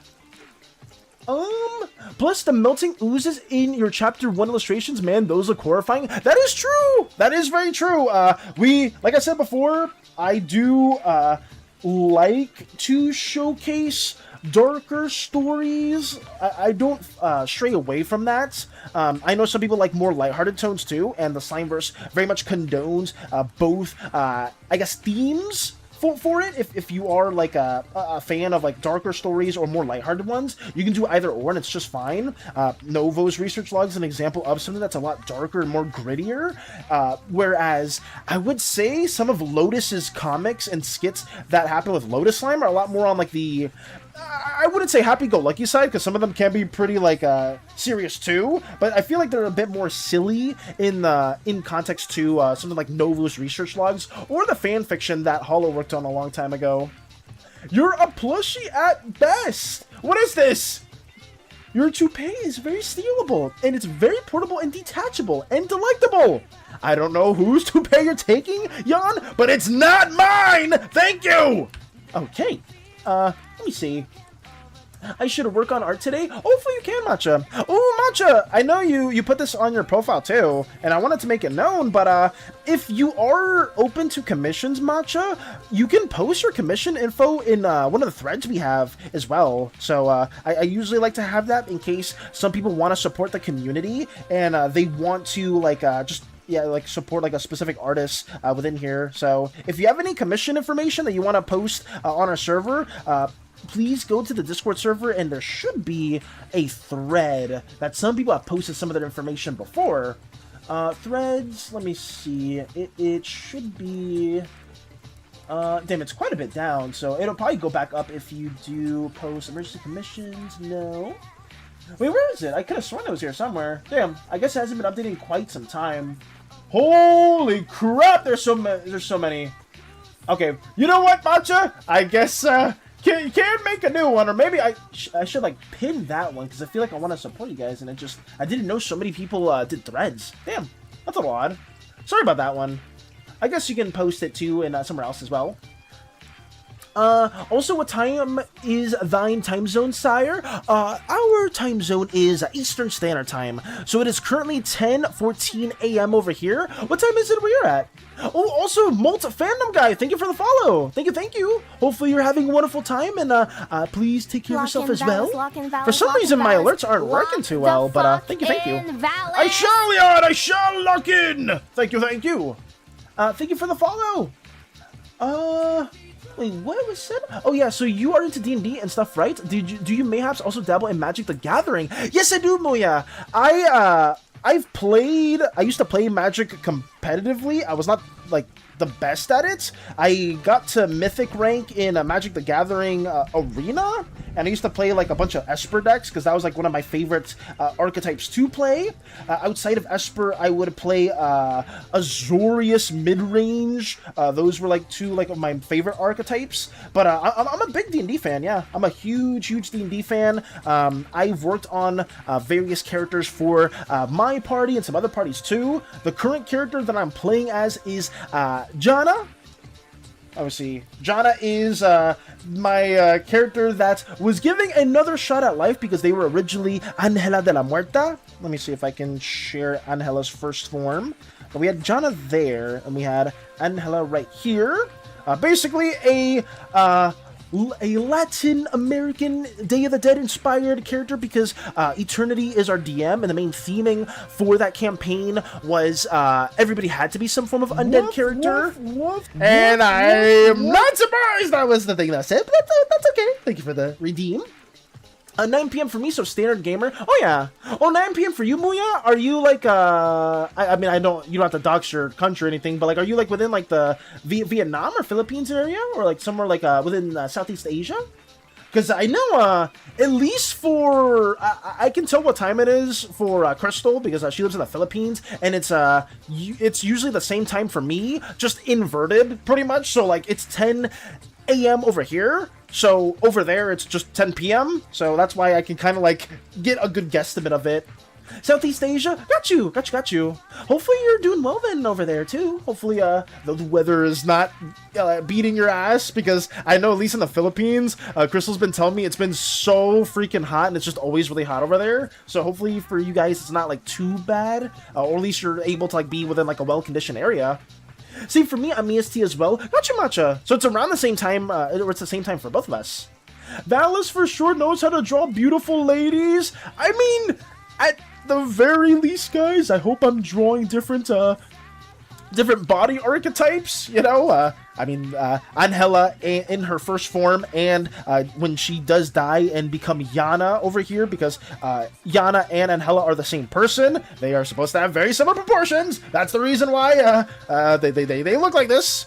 But I will say that there are characters that I draw that aren't in the same proportions at all. Like right here, we drew Marenya, which was a moon. I believe it was a moon elf or an astral elf. I forgot which archetype Crochet had for this character. But we drew somebody like this as well. And obviously for the Crimson Ruler, they are way more chiseled and not as I don't know how to say it the best way. Whatever. They're not as boobad or whatever. They're just buff lady that will crush you if you stand in her way.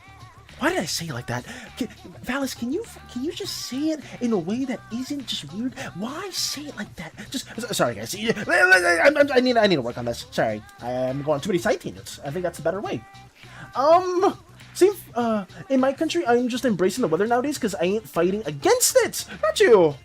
I am MST, but I live in Arizona, so we don't do daylight savings. When daylight savings are active, I share the same time as PST, where every other MST state goes an hour forward. That's interesting. I feel like daylight savings is so weird, because I know like some countries do it, or I guess mainly the states do it, and like maybe some other countries also do daylight savings. But it's weird that some states do it and some states don't, because I guess what's the point of that at that point? I don't know. I guess it never helped me. Ow, a pupper like me bag a baddie, sire? Bless me with thine wisdom. What do you mean by that, Booyah? In terms of like the strats for any of that, I don't think I have any insight for that at all. I'm just here working on my thing and just trying to develop as much as possible in terms of bagging a how you guys would say baddie. I don't know. I don't know how that strat would be at all. Thank you for the Lord Jiblu. Thank you. I call them Bex personally. Bex, okay. Arizona, Hawaii are the only U.S. states/territories that don't do daylight savings at all. That's interesting then, because yeah, I just always assumed it was every single country. Oh, not country, state. Sorry, every single country, totally. But that's interesting. Daylight savings is so weird. I don't know, because sometimes I just like it when it's when it doesn't get nighttime too fast. Like I remember I forget when daylight savings usually occurs, where like by the time it's like around 5 to 6 p.m. it's already like just pitch black night over where I'm at. I don't remember around what time that is. Maybe it's like during the winter time. But it just sucks. I'm not a big fan of that at all. I just wish it was always like a consistent time of day where I can just, always look forward to having a much longer daytime, because I'm more of a day person than night person.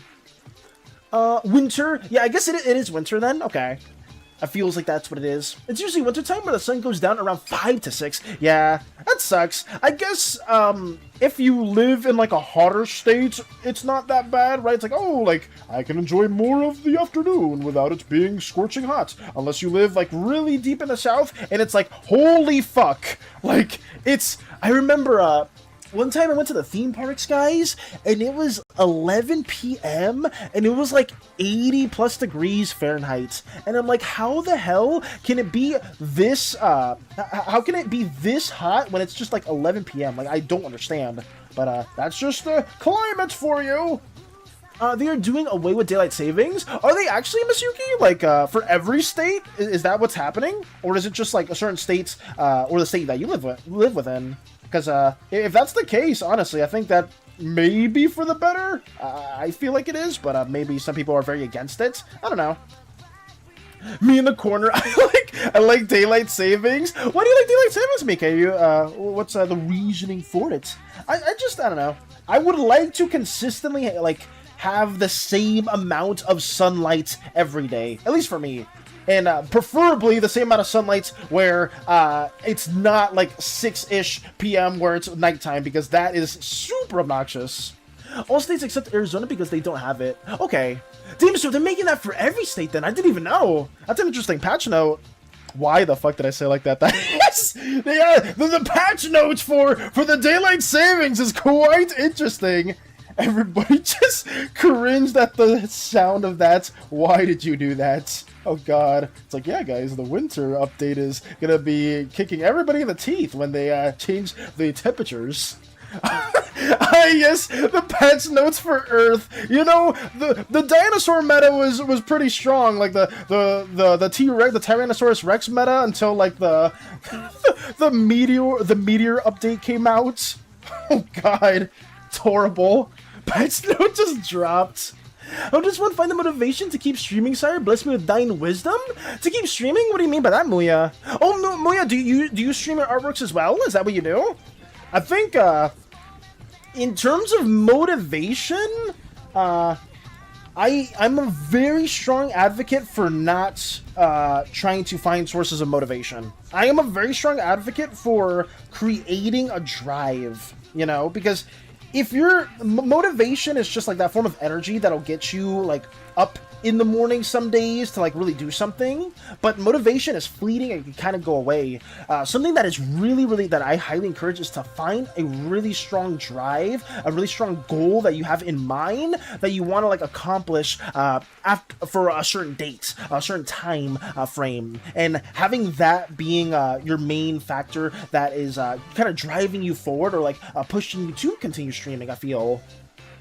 Patch notes. Motivation for me is only driven by discipline. If I don't feel like doing the dishes, I force myself to do one dish and then I end up doing the dishes. That's true. I know, fuck, what was it? There's a like principle, or there's like some sort of rule that I know some people do, where it's like, I think it's called like the 5% rule or the 20% rule, where if you don't feel motivated to do something, try to see if you can do 5 to 20% of that thing, right? Like, it's like, oh, I don't want to go to the gym because I don't want to like drive there, or I just don't want to go out and walk. Where it's like, okay, well, try to break that down to like 5% of that action. What is 5% of going to the gym and working out? Well, putting on your shoes. Can you put on your shoes? You know, if you can, then boom. What's the next step? Like, what's the other 5% of that? Maybe leaving the house and then turning on your car or getting on your bike or just walking down the road, you know, whatever that may be the case. And I think that's also a principle that I've seen some people do. I've done that sometimes where if I really don't want to like go out and walk, but I really need to because being active is very important, especially after my medical scare that occurred not too long ago. It's really encouraging to find small steps that help you. I'm pretty sure, please let me listen to stream without cutting. Why does it keep cutting? I hope Mikei's fiber internet comes out soon, or like gets gets installed soon, because that just sounds obnoxious. I may purchase art catalog books or picture books for references. Nice! Sir, it's currently 77 degrees Fahrenheit. 77 degrees Fahrenheit here, and it's really comfy, TBH. Yeah, when it's in the 70s, that's really good. Like, anytime it gets to, like, 80, like, mid-80s to, like, 90s, it's terrible over here.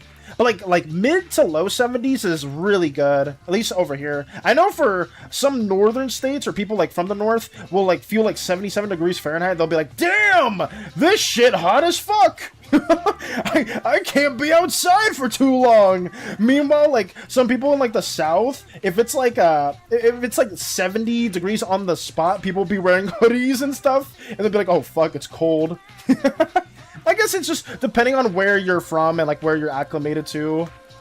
Like if you're from Alaska and like at least over here, like that's like way up north, and you like go to like a southern state like Texas or Arizona, and it's like you're experiencing their weather for the first time, you're probably like dying, being like, holy shit, it is not hospitable. But I guess the same occurs if you are from like Texas or Arizona, and you like go to Alaska and you're like, holy shit, I am not built for this cold ass weather.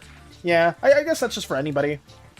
My weather is going to be 90 degrees Fahrenheit and 90% humidity. I too am staying inside. Jesus, Matcha. Yeah, that's crazy. Like, for me, like the humidity is, I guess, the real killer. Because I know some people live in like hot environments, but it's not like humid and it'll be bearable. But when it's hot and humid, that's the real kicker. That really sucks. Because you just are festering in your own sweat and just cooking in it. It's not a pretty sight at all.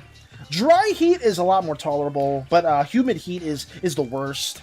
You just don't want to go outside at all. You just want to be stuck within your home, being like, please save me from the elements air conditioning. I beg of you. I don't want to go out. I don't want to do those errands, and I just want to be stuck within here as much as I can be. Oh man, it's so bad. To me, it's just humidity that gets hot, because if I can't sweat or breathe, I can't get air. When I went to northern Nevada and experienced their 105 degrees Fahrenheit with no humidity, it was so nice. That's, I mean, not the sweat or the humidity, but at least like having the higher Fahrenheit with no, whatchamacallit, heat is really good. Ooh, also, welcome Chris on in! Melanie raided with 38 Hey! viewers. Hello, crackheads! Hello! It's good to see you all! Hopefully you guys are doing very, very well. Hopefully Crystal had a wonderful stream. We're talking about heat and hot and humid weather, but I hope you guys are doing well. Welcome on in. It's good to see you all. Hopefully, Crystal, you were having a wonderful time when you were doing the doodle requests, and hopefully if you do gotta chill or take it easy, that's completely understandable. We are drawing, the Crimson Ruler at this very moment. This is the red deity for the Pantheon. She is the creator of Zonomancy, which involves slimes or other species enhancing parts of their bodies with the strongest mineral that they can burn within. And yeah, that's all we've been doing. Just yapping about weather and different things like that. And currently just trying to line her up at this very moment. But yeah, hopefully you guys are doing well. Welcome on in. Who's throwing it back? What is that? Of course it's Jan with the dumpy. I mean, they did make that emote, though. They did make that. Mommy Red, step on me. Alright, and back to the line art. But yeah, this applies to Crystal or to anybody else that was watching the stream over there too. Hopefully you guys had a wonderful time. If you guys do need to lurk and work or dip or do your own thing, that's completely understandable. We will continue to develop our little depiction right here, because I am trying to just work on a video where we are explaining more of our universe. But yeah, please take care of yourself, Crystal. Please do so. Then I'll be waiting for your lips later. Make sure to not overwork yourself. For sure. I'll probably be wrapping up soon. Like maybe I'll end stream within like another 30-ish minutes from now. But yeah, I'll be there for you as well. Absolutely. I knew that's going to happen. Everyone's gonna feral for her. I don't understand why. I don't get it. I mean, you know what? Maybe I do. Maybe I do. She's very chiseled, very large biceps and forearms, and very, very large muscular thighs that are made of What in the fuck am I? I need to shut up. I need to shut up. I'm done. let me not yap on about this character. Let me just keep going. There we go. I love your VTuber model. Thank you, Cap, and thank you for the first time chat as well. I hope you're doing well. Also, hello, Centipede, and thank you for stopping by. My VTuber, or I guess my PNG model, is something that's just new, something that we created not that long ago. If I'm really upset, I will show it. If I'm really flustered, I'll show it too, because that's something that does happen from time to time, because people will glaze the ever-living shit out of some things that we work on as a community. Outside of that,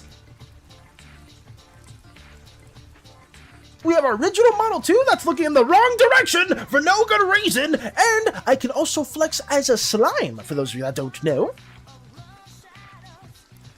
But it's really hard to keep in that flex as well. Sorry about that too.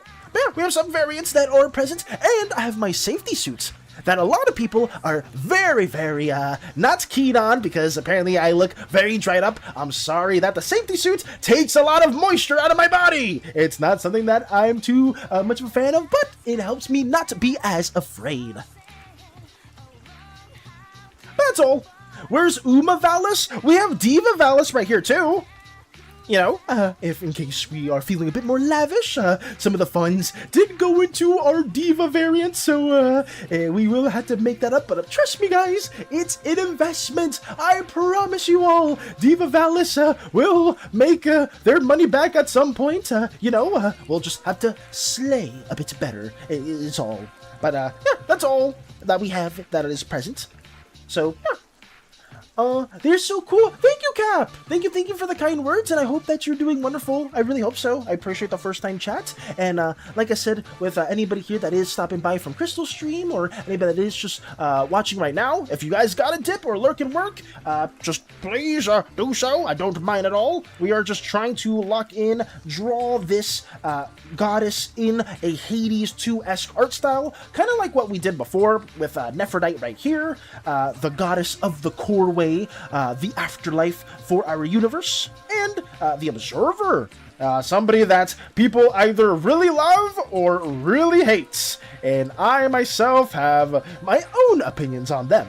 Woof, woof, woof, woof. We're not down bad for Nephrodite! What was that, Axel?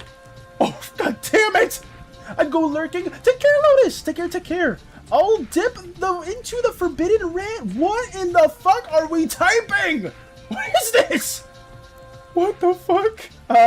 Can I get a boot? Was that Axel? Oh, you're definitely not getting a boot. You know what you'll get, Axel? You'll get a nice stomp from the Red Pantheon member right there. Ad incoming. Oh, yes.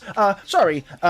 In 45 seconds, guys. I'm so sorry for anybody that is just tuning in right now. I love Demon Ass. That's not what I was going to say at all. Centipede. That's not what I was going to say. Within 35 seconds, there's going to be an ad break. So if you guys want to stretch, you guys want to do your own thing, when possible, use these next 1.5 minutes. Hell yeah! To do your own thing, stretch, run around, take a shit, piss, fart, shart, make a sandwich, make 2 sandwiches, make a sandwich with grape jelly, and 3 hamburgers. Whatever it is you gotta do, please use that time to do so, and we will see you in 1.5 minutes. But yeah, take care of yourself. I'm Alert. I talk too much in Crystal Stream, but hi, Valis. You're good, King, and welcome. Can he beat Goku? I mean, Goku is the strongest character of all time, you know. Totally doesn't get beaten by, Superman or anybody else. I forgot what it was. Do you guys remember that death battle? I remember that was a long time ago, because Hades used to really be into death battle, and one of, like, the common fights, or one of the common battles that people would always argue about was Goku versus Superman. But I never really cared too much about death battles and stuff. I just watched it with Hades because he was really into it. But I remember the Can he beat Goku though meme. That shit was so funny. Damn, that's an oldie too. I haven't seen that one forever. Oh fuck, it's 3 minutes. Now it decides to freaking do 3 minutes instead of 1 minute and 30 seconds and counting. Fuck. Well, that sucks. Sorry about that, guys. I lied to them. Some people here are getting 3 minutes when it's supposed to be 1.5 minutes, but I guess it changed real time. Thank you, Sakun, as well for the hydrate. Thank you. Let me drink some water real quick. I couldn't control it as well. Oh, no, you're good. You're absolutely fine. It became 3 for me, too. That's, because I did change it as well, Crystal, to 3 minutes, because for some reason it was at 1.5 minutes, and I was like, wait, why is it doing that? It's doing it every 30 minutes, but I guess this time it's now a 3-minute ad break, so it should change between every hour. I'm so sorry about that, too. I guess, it was rating at the worst moment. Sorry.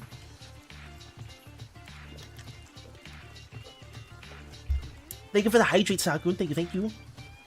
let's keep on going.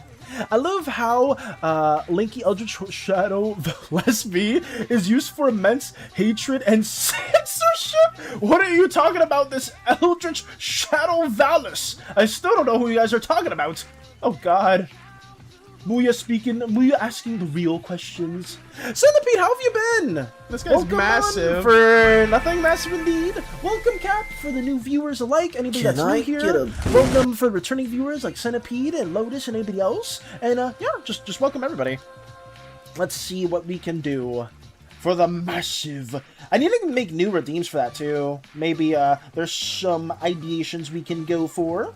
But I guess the massive one and like the woofing one was done pretty quickly. Like that just took me the morning to render out, and it was a lot of fun. I like doing little like scuffed animatic content like that too. The same way I do those animatics is the same way I make the emotes for like the wave, the raid, and stuff like that. The Beat Goku meme kind of evolved to the next shonen character like Sukuna or Maharaga. Yeah, that's true. That's so true, right? Because I remember like the previous generation of shonen, right, Muya? Like, I'm not sure how big of an anime fan you are. Like, if you grew up watching like Dragon Ball Z, Naruto, Bleach, One Piece, like some of the OG shonens from like Shonen Jump and stuff like that, or if you're like somebody that like watches more of like the new age shonen that I have no idea what they are, because the last like generation of shonen that I was really into was the Demon Slayer, MHA, Black Clover era. Like that was like the last one I was like really knowledgeable about. But I know there's like newer gens after that too. But I remember before the Goku meme was everywhere. It was one of the more popular ones.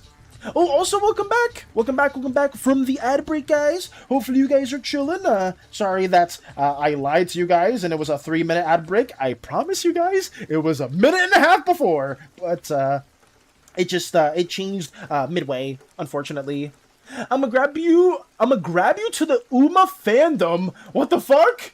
I can't wait to save up 150k. I'm gonna grab you to the Uma fandom. I think Space Buns did draw us in an Uma Masume variant as well. Like I'm pretty confident that was a thing. And no Demon Ass was being accepted into the conversation, Centipede. Thank you. I am just now watching the rest of JJK. Sukuna is deadly. Oh, okay. W Matcha for watching anime too.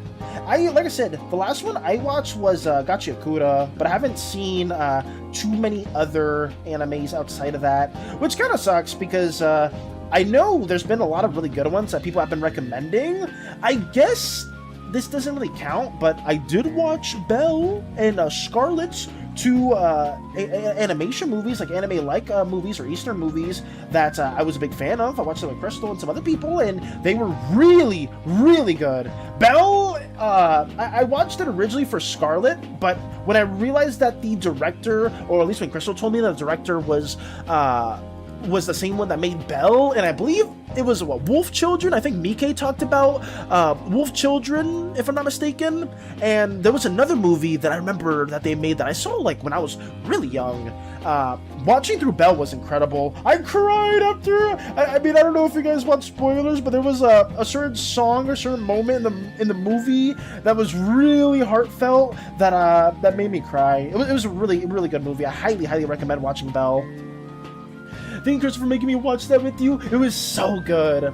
That was Crumbs who talked about Wolf Children. Oh, it was Crumbs? Sorry, I got those mixed up. Sorry about that. So yeah, Crumbs talked about Wolf Children, and I remember that was a good recommendation. The last one I watched was Chainsaw Man. I have yet to finish watching season 1 and watch the Rize Arc movie. Yeah, people told me the movie was good. Real question though, can he beat the Eldrazi? I don't know. Can anyone beat the Eldrazi, Muya? Because I remember the Planeswalkers, they had to seal them away, or they had to seal Emrakul in the moon. For any of the OG Magic fans, if you know, you know. I remember, God, the Eldrazi battle for Zendikar and stuff like that. That's a throwback. Holy crap, I remember that a while ago. Yeah, that was several years. Was that like almost 10 years ago now? Damn, I don't remember when that was a thing. Yeah, Muya, how often do you keep up with Magic the Gathering now? Because I kind of lost interest in Magic when they started doing so many more crossovers, and it became more about the crossovers than the actual like different planes in the actual canon universe. Sup? Hey, Meep! Welcome! Welcome, Meep! It's been a minute! How have you been? How have you been? For anybody that's on the newer side too, Meep is one of the OGs, and we're here, we're back, and we're just streaming. How have you been, Meep? It's good to see you. We're just talking about Magic the Gathering and different anime movies and anime arts, and that's what we've been doing. But yeah, how have you been? Have you been working on any new art this last month? Has Art Fight been good for you? I'm asking so many questions, I gotta stop. I gotta stop. Hey, one person tunes in. Hey, returning viewer, here's like 10 fucking questions that you now have to answer back to back. Or not. You don't have to at all. God damn. I'm just here, there to lore read mostly. Yeah, I am pretty kept up with it. Got you, Muya. Got you. I kept up with the lore up until Phyrexia, All Will Be One. Like around that time is when I kept up with it, because a lot of the planeswalkers were basically dying off or like getting turned into like a mindless drone of oh god, what's her name? Elish Norn, I believe, if I remember correctly. I used to remember Magic. I was a big Magic fan too. If anybody here knows, they know. I used to keep up with it, and I was really into it. I have a commander deck still too. It's a Sultai Muldrotha deck. People are gonna hate that as well. I know it's a mill deck, so people are gonna be like, ew, mill, what the fuck, I hate that. But it's just one that I played. Sorry. I think for like that last like 2 to 3 minutes, people were like, what the fuck is he on about? This does not sound like an anime. What is a Magic the Gathering? And into that, I'm just like, it is what it is. The Mother of Machines, yes. Poop? Why the fuck is that? That's the first thing you say, Beam? What the hell? Also, Beam, welcome. I'm very happy you stopped in because you were here for the for us getting recommended on your TikTok. I did not know that was gonna happen. But W, hello. Meep, by the way, Valis went to the. Oh yeah. For Meep, I hope. I guess we did give an update on yesterday's stream, but I know some of you guys weren't here yesterday. Yesterday, I gave a bit of a recap for what happened and why we were just gone for basically a month. Welcome back, Meep! How have you been? I guess I was just gonna give the recap real quick, because I know Lotus said it briefly, and I guess there were some people here that didn't know what we talked about yesterday. But we just essentially went to the ER, because we were having like really bad respiratory issues. For the majority of last month, to the point where like we just had to see it get checked out, and the hospital basically ruled it out as a muscular issue with like the lung lining and stuff like that, to the point where they prescribed just some pain medications and some muscle relaxers, and we are now here, up and kicking after resting the majority of last month. But it's good to be back, guys. I generally miss being back here. I miss talking to you all. I miss yapping about various interests that you guys may have or may not have, and it's just gonna be here. Streams will be shorter for like the first month or so, just because I don't want to overwork myself, but I'm really happy that we've been able to just go back to getting things developed for each and every one of you. Got your glasses? No! You can't be doing that! What the fuck? Question, can the Slimeverse survive an Eldrazi invasion? If the Pantheon were to get involved, Muya, I would hope so. Well, that's not the Pantheon, that's Crochet's character. If the Pantheon were to get involved in some way, I'd say so. But outside of that, if the Pantheon's not involved, if some key players aren't involved either, like it's really cooked. So probably not. Oh, hi, Marenya. Sorry, I didn't mean to show Marenya. That was on me. That like a good news? What good news do you have, Meep? What do you have to share? Did you get a commission? Have you been working on your animation stuff? Have you worked on other drawings or anything? Like, how's it been? I want to know what you've been up to. Could the Slimer survive 1 minute in the 40k universe? I'd say we could survive 2 minutes at the very least in the 40k universe, for sure. Very grim dark, but you know, some people are cut out for it. I think Callahan it is chiseled in a way where they are built like a space marine, so they'd be there no problem getting through everything, right? For those of you guys that don't know Callahan, that's them in their barbarian outfits. You know, they're pretty solid, pretty solidified to the point where they'll be able to tank through quite a few things. Some other people, maybe not so much. Yours truly would be great with getting through the Warhammer verse. Totally would get through everything and not struggle in any way, shape, or form. Or the Necrons, just pray Chaos doesn't find the Athesian. Oh my god, yeah, getting through the warp, we'd be cooked. I guess, the warp wouldn't be too different, or I guess a SANI invasion wouldn't be too far off of, like, us going through the warp either, because a SANI invasion would kind of be a lot of psychedelic warfare that's going on within the ship, but it'd be really, really scary. Wait, what are we ahawing? Wait, what happened? My sketchbook is still alive and kicking? Nice! Let's go! Congrats on having your sketchbook still being alive and kicking, Meep. Hopefully you are drawing some more really fun stuff, and I'm really happy that you're still on that sketchbook. For those of you guys that weren't here for that, Meep is one of the OGs that, like, watched one of our original streams back then, like last year, and they showed us their sketchbook, and it was crazy. Oh, thank you for Saber File as well, Centipede. Thank you. Let me do that right now. And it was like, it was on its like last hinges. It had like no pages left too. And I remember Meep was still finding ways to make it work. And I respect Meep for that. Well, thank you for the lyric as well, Miss Yuki. Thank you. It's just a little broken, if you say so. I missed you too. Your streams are and always will be something I look forward to. Waking up early in the morning. Thank you, Doge, for the kind words as well. I'm very happy to have you and everybody else back as well, and I just hope that we can continue to keep working on stuff as well. Thank you so much, Jimmy. Oh, thank you as well for the posture check, UK. Let me stretch up. This applies to everybody else too. I know some of you guys have not been standing up. Ooh, let me get up. Midori. Hey, Midori! Hello. Welcome on in. It's good to see you. Oh, Midori des. It's Midori in Japanese, right? Crystal, did I say that correct? It's Midori. It's Midori in Japanese is what? Midori des?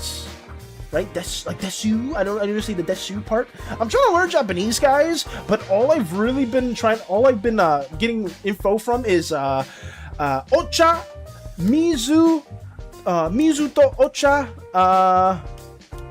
kudasai, right? Kudasai means please. To is like and. Mizu's water. Ocha is green tea or just tea.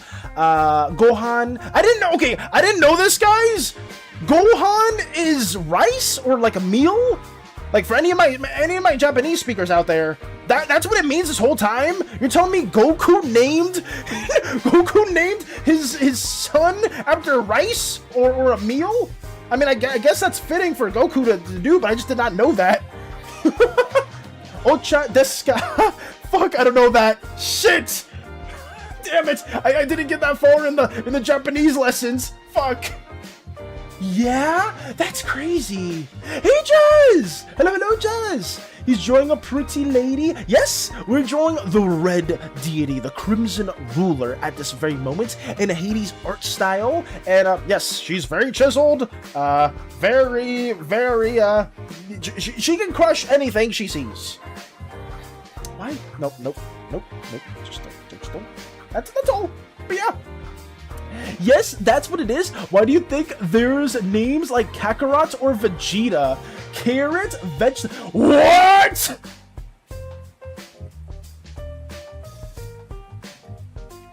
My whole life is a lie. Their name means carrot and vegetable? Vegeta is named after vegetable? Who? What? This whole time? And it sounds so similar, so it has to be the case. I believe you guys. What the fuck? Vegetable and carrot is their name. Holy shit, I did not know that. I did not know that at all. Jesus. I know for a fact that Slimeverse would survive a war against my fictional world of Norsorial. I mean, I guess that's a statement, okay. Oh, hi! Hello, Ali! Hello, hello! Good to see you as well. Hopefully you're doing absolutely incredible. That's amazing to see. I hope you have been chilling and doing wonderful, though. Most DBZ characters are named after foods. Now I know that, because I thought this whole time, like, I just didn't know the meaning behind them. I just thought those were, like, typical names in Japanese, but I guess that's the case. Huh. The more you know. Bulma is named after bloomers. So are all the characters in DBZ just named after like an object or like a fruit or like a food? Jazz, I'm gonna smack you. What the fuck? What did Jazz say? Oh, thank you for the 3 stream streak. Look how high would I have to roll to romance her.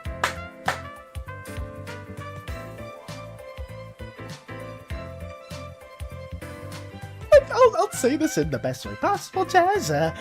Romancing any of the Pantheon members, whether if it's the Crimson Ruler, whether if it's God damn it, Mirenya! Whether if it's Nephrodite or the Observer, any of the Miriadinus, Cleonis, all of them are not on the table! None of you can romance the Pantheon! That's not happening at all, okay? And thank you for respecting that. I greatly, greatly appreciate you guys for not romancing any of them in any way, shape, or form. Please and thank you. Gohan is rice, by the way. Yes, I did know that Gohan was rice. And I know, I think Crystal also said that it means meal in other contexts or statements. No fucking way, didn't know that. OMG, bro, what? I didn't know! I'm sorry! I didn't know at all. My apologies. Don't be mean to Crochet, Mirenya. I didn't mean to be mean to Mirenya. I was just trying to make a point, and I guess that was, that came off a lot worse than I love Demon Ass. Sorry. I do not love Demon Ass, and I'll leave it at that. Sorry, guys. Broly is broccoli. What the my whole life is a lie. My whole life is a fucking lie. This whole time, I just did not know that. And anytime people made, like, memes of it, like, I just thought that was just them being funny. I did not know that was the actual meaning behind the names. Holy crap. Because rice is, like, in every Japanese meal. In some contexts, Gohan just means food. Because rice is in every Japanese meal. Oh, that makes sense, then! That makes sense. Oh, also, hello, Toyota! Welcome, welcome. Valis does not love Demon Daves? Demon Daves? Who's Demon Dave? Is that another character within the Slimeverse that we're making? Lanky Valis is being the goalkeeper stopping us from scoring. You might have to do something about that. You seriously don't need to do anything about whoever anomaly you guys may be referring to, but simply all I'm saying is do not romance any of the Pantheon members. Some of them have their own partners already, and some of them are too busy, nor do they care about having a relationship with the likes of us mere mortals at all. That's kind of bad. Oh god. Pan is bread? Ban is bread? I know ban is bread in Spanish too. Or is that also in Japanese? I rolled an 18! Not enough to romance the Crimson Ruler, Jazz! Not enough! Oh, Jesus. Crystal, something is wrong with BF. Help me. He will come in my nightmares. What is wrong? Wait, what happened, man, Chica? Jesus. Not I'd romance you guys. It's crazy. The amount of debauchery, the amount of lust that is arising from the chats. Honestly, Mike did call it, though. Mike did 100% call it. I didn't expect some people to actually be damn bad for this Pantheon member. I mean, she is very buff and chiseled, but she is not looking for a significant other. Thank you very much, guys. She is looking for. She's already married. She's married to the field of battle, if you will. She's married to the everlasting conflict that is conquest and war. You know, not conquest from Invincible. Let that be known as a difference. I collective vow. I told you. I didn't think that was gonna be the case, but I need to trust you more, Mike, because I feel like you have a way better hunch of these things than I do. Because I don't know. I just drew the red deity like this because I mean she is the aspect of war. She's the embodiment of conflict, and she needs to look intimidating, in my opinion. Very, very chiseled, very large and in charge, and that's why I did it like that. I don't know. Very cold as well. Never doubt my fruition. I never will again, Mike. I never will. Every male Saiyans lose their eyebrows in Super Saiyan 3, but female Saiyan is not. Oh, is that from, was it Dragon Ball Super? Right, because they had, what's her name? Kefla? And it was somebody else. I forgot it was Kefla and, another character that's like the equivalent to Broly in their, universe. Can't got smited, no! Never doubt my womanly fruition. I never will again. I never will. Is anybody down bad for the green god though, the trickster deity? I mean, he's not really he's very flirtatious and he has like a very interesting appearance, but I don't know if he's like anybody's type. Why am I asking this? Oh, I gotta stop. I'm down bad for him.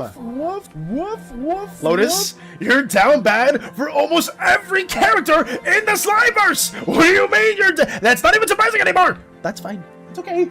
Loki Gober. Yes, they are a trickster like Loki. Loki is a primary inspiration for the Emerald, for the Emerald Trickster, pretty much. That is, I believe it was Vivi that asked about there being a trickster god, and I'm like, actually, there's not. I think that's when we were playing Dark Souls. No, we were playing Elden Ring with Hades, and they asked that question. I was like, you know what? We'll make one of them more of a trickster deity, because it makes sense for there to be gods that want to just pull different pranks or different stunts on different individuals. Made like Kefla and Gogeta to me, but they didn't. Oh, wait, did somebody say who I was asking for? The other person? I'm only down bad for you. Sorry. Thank you, Crystal. I appreciate it. Thank you. Simp? I mean, we simp mutually for each other. It's fine. I got that information from Xenoverse. Oh, okay. What else is it? They have unique interactions? Come on, you know we would want that. Stop making them so heavenly pretty that I ascend to them. I mean, they are the gods after all. You know, they're going to have a more of a lavish appearance than their descendants will. You know, because turning into a god, maybe they get a bit of a glow up in that setting. That being said, not all of the deities will look, I guess, for some people, conventionally attractive, more than others. Wait till you see the orange deity. Wait till you see how our depiction of them looks like, because I promise you this much, they are not going to have the same type of vibe that some of you may expect. The orange deity, some deities are probably going to be not morally in a evil sense, but some deities' actions will probably be seen in a much more negative light than other deities will, if you will.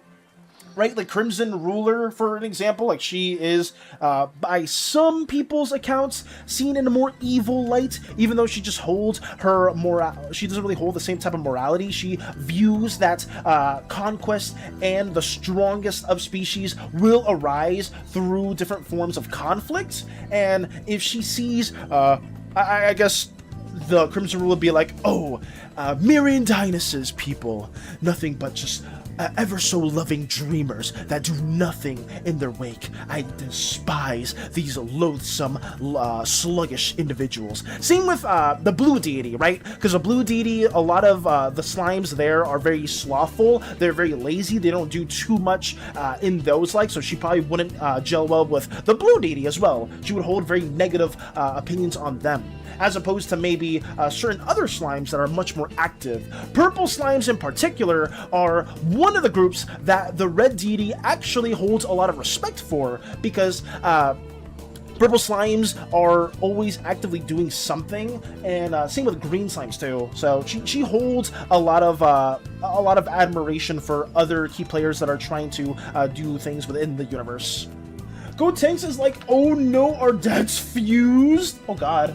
I personally can't decide which one I like more, Legion or the Emerald Trickster. Speaking of which, what's his name? Ooh, Matcha, if you want to give a name to the Emerald Trickster, you are more than welcome to, because that's what their names are for now until we flush them out further. The Crimson Ruler's name for right now is the Crimson Ruler. The Emerald Trickster's name now is the Emerald Trickster, but obviously they'll have actual names outside of that. I do like going into Greek mythology and finding finding words that kind of represent what they are, right? Like trickster. I don't know what trickster would basically translate to in the Greek language, but whatever that would be, I would probably take inspiration from that and mold that into the name. Emerald Trickster Kiss, what is that? Cypher? Oh, Cypher could be an interesting name too. I like Cypher. Speaking of the Orange Deity, K1 will most likely have a strong disliking towards them if she ever found out they're the reason the Usaic War happened and she was built for a purpose. She was forced to live. Interesting, those. Yeah, the Usaic War didn't necessarily happen because of the Orange Deity.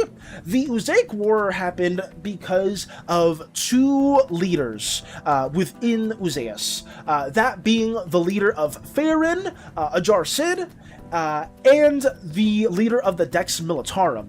So, an Ooze and a Slime both in cahoots with one another because, one, Ajar Sid did not agree with Aegis claiming that the planet was sentient. Ajar Sid, at the current tense of the story during the Usaic War, is the strongest Ooze chieftain at the part of the story.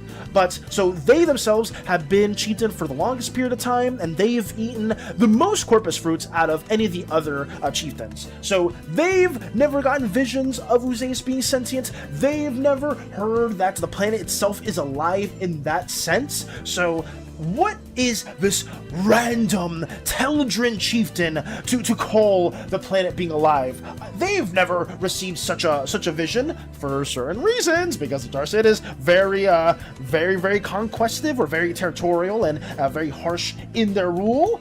But it's because of certain moralities and certain codes that you would see Uzaius basically calling out to Aegis for help. And basically, Ajar Sid having those motives for seeing Aegis basically being destroyed, and Volks wanting Oozes to basically have their whole society being rendered down into nothing because of what happened to him when he was much younger and his family. It drives the factors forward. The Dex Militarum is, in all accounts, a orange slime god minded company because of how many advancements they have done because of it. Stole Volks' mustache, not the handlebar mustache. Actually, it's Volks though, so I don't mind.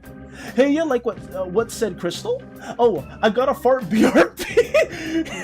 Oh, you meant fuck you, Volks. Or maybe Mike said hell yeah to Crystal farting. Oh god, no.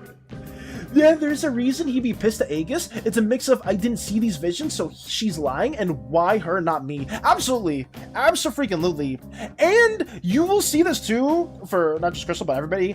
You'll see Ajar Sid, like the leader of Faerun, kind of devolving in their mental state to a point where they are so they are so robbed of their kingdom after losing the war, and they are so robbed in their perception of the world because of all the corpus fruits they devoured, that they kind of do something irreversible, something that even the wild gods in the pantheon would look down upon. And some of you will see that whenever we do tell our retelling of how we get to becoming the captain of the Athesian. So stay tuned for that. That'll be a much later arc that we'll talk about. Why not Lemistus for the big red lady? It's derived from the Greek word for warrior, I think. Lemistus? That could be that could be the terminology we use. I'm not against that too if it is the Greek definition for a warrior. Can the red slime deity have her regular name be Carmen or Cardinal? I would like it to be more Greek influence if possible, Lotus, because I think King is on the right track, because that is the if that's the direct definition or the direct terminology for warrior, then we probably could align with that further. You don't know what you ask. Oh no. I know because I wanted to study Greek words for my stuff. Got you. Okay.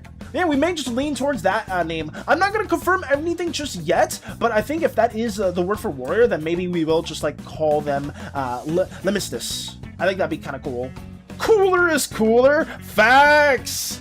I'll continue. Frieza is named after Freezer. Cooler is cooler. That's true. Yeah, because I'll say this, Midori. I didn't think that the how I say this, the naming conventions for Dragon Ball Z were that simple. But you know, the more you know, and knowing is half of the battle. Might have to rock paper scissors for it. No, I'd say King is more closer to the ballpark for how I want the naming convention for the deities to be. I would say.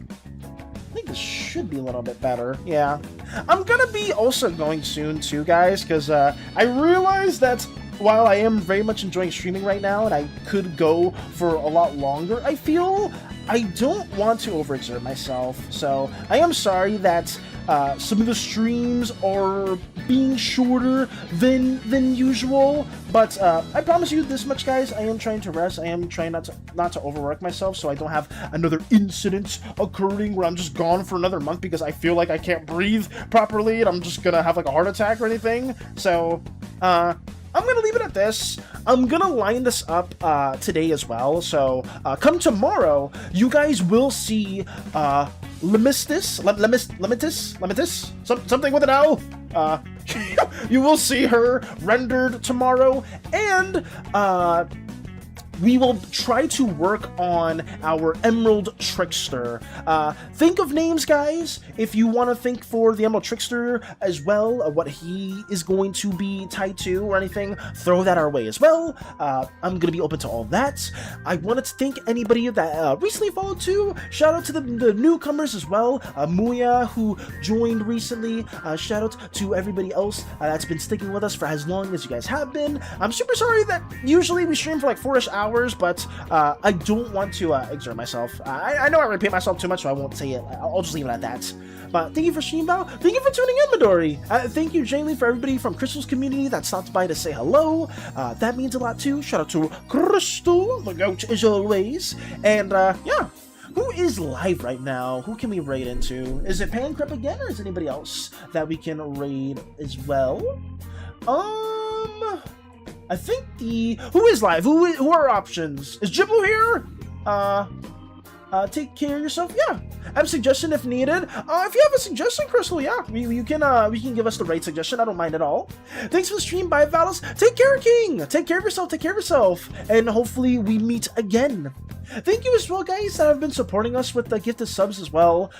Most of the funds that you guys have been supporting us with is gonna go directly towards the medical bills, outside of like maybe just like a game that we'll do for like a stream day with Hades. But most of the funds are just gonna go towards the bills. I greatly appreciate anybody that's been supporting the community outside of that too. And yeah. But yeah, Cry Melt or Mikasino? Cry Melt is an animator. Yeah, let's do Mikasino is an artist. Huh. We can do Cry Melt. I guess that's the first name that came to my mind after you did type those. So we'll raid into Cry Melt. So raid Cry Melt. Boom. But yeah, guys, Cry Melt is a suggestion from Crystal, so be sure to support them as well.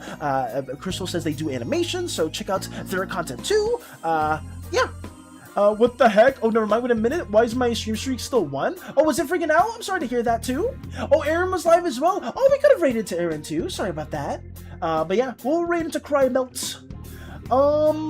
Yeah, have a good rest, Val. We will be waiting for next time. Absolutely! Take care of yourself, Doge! And take care of yourself, everybody. It's really good to be back, and we will be showcasing more stuff.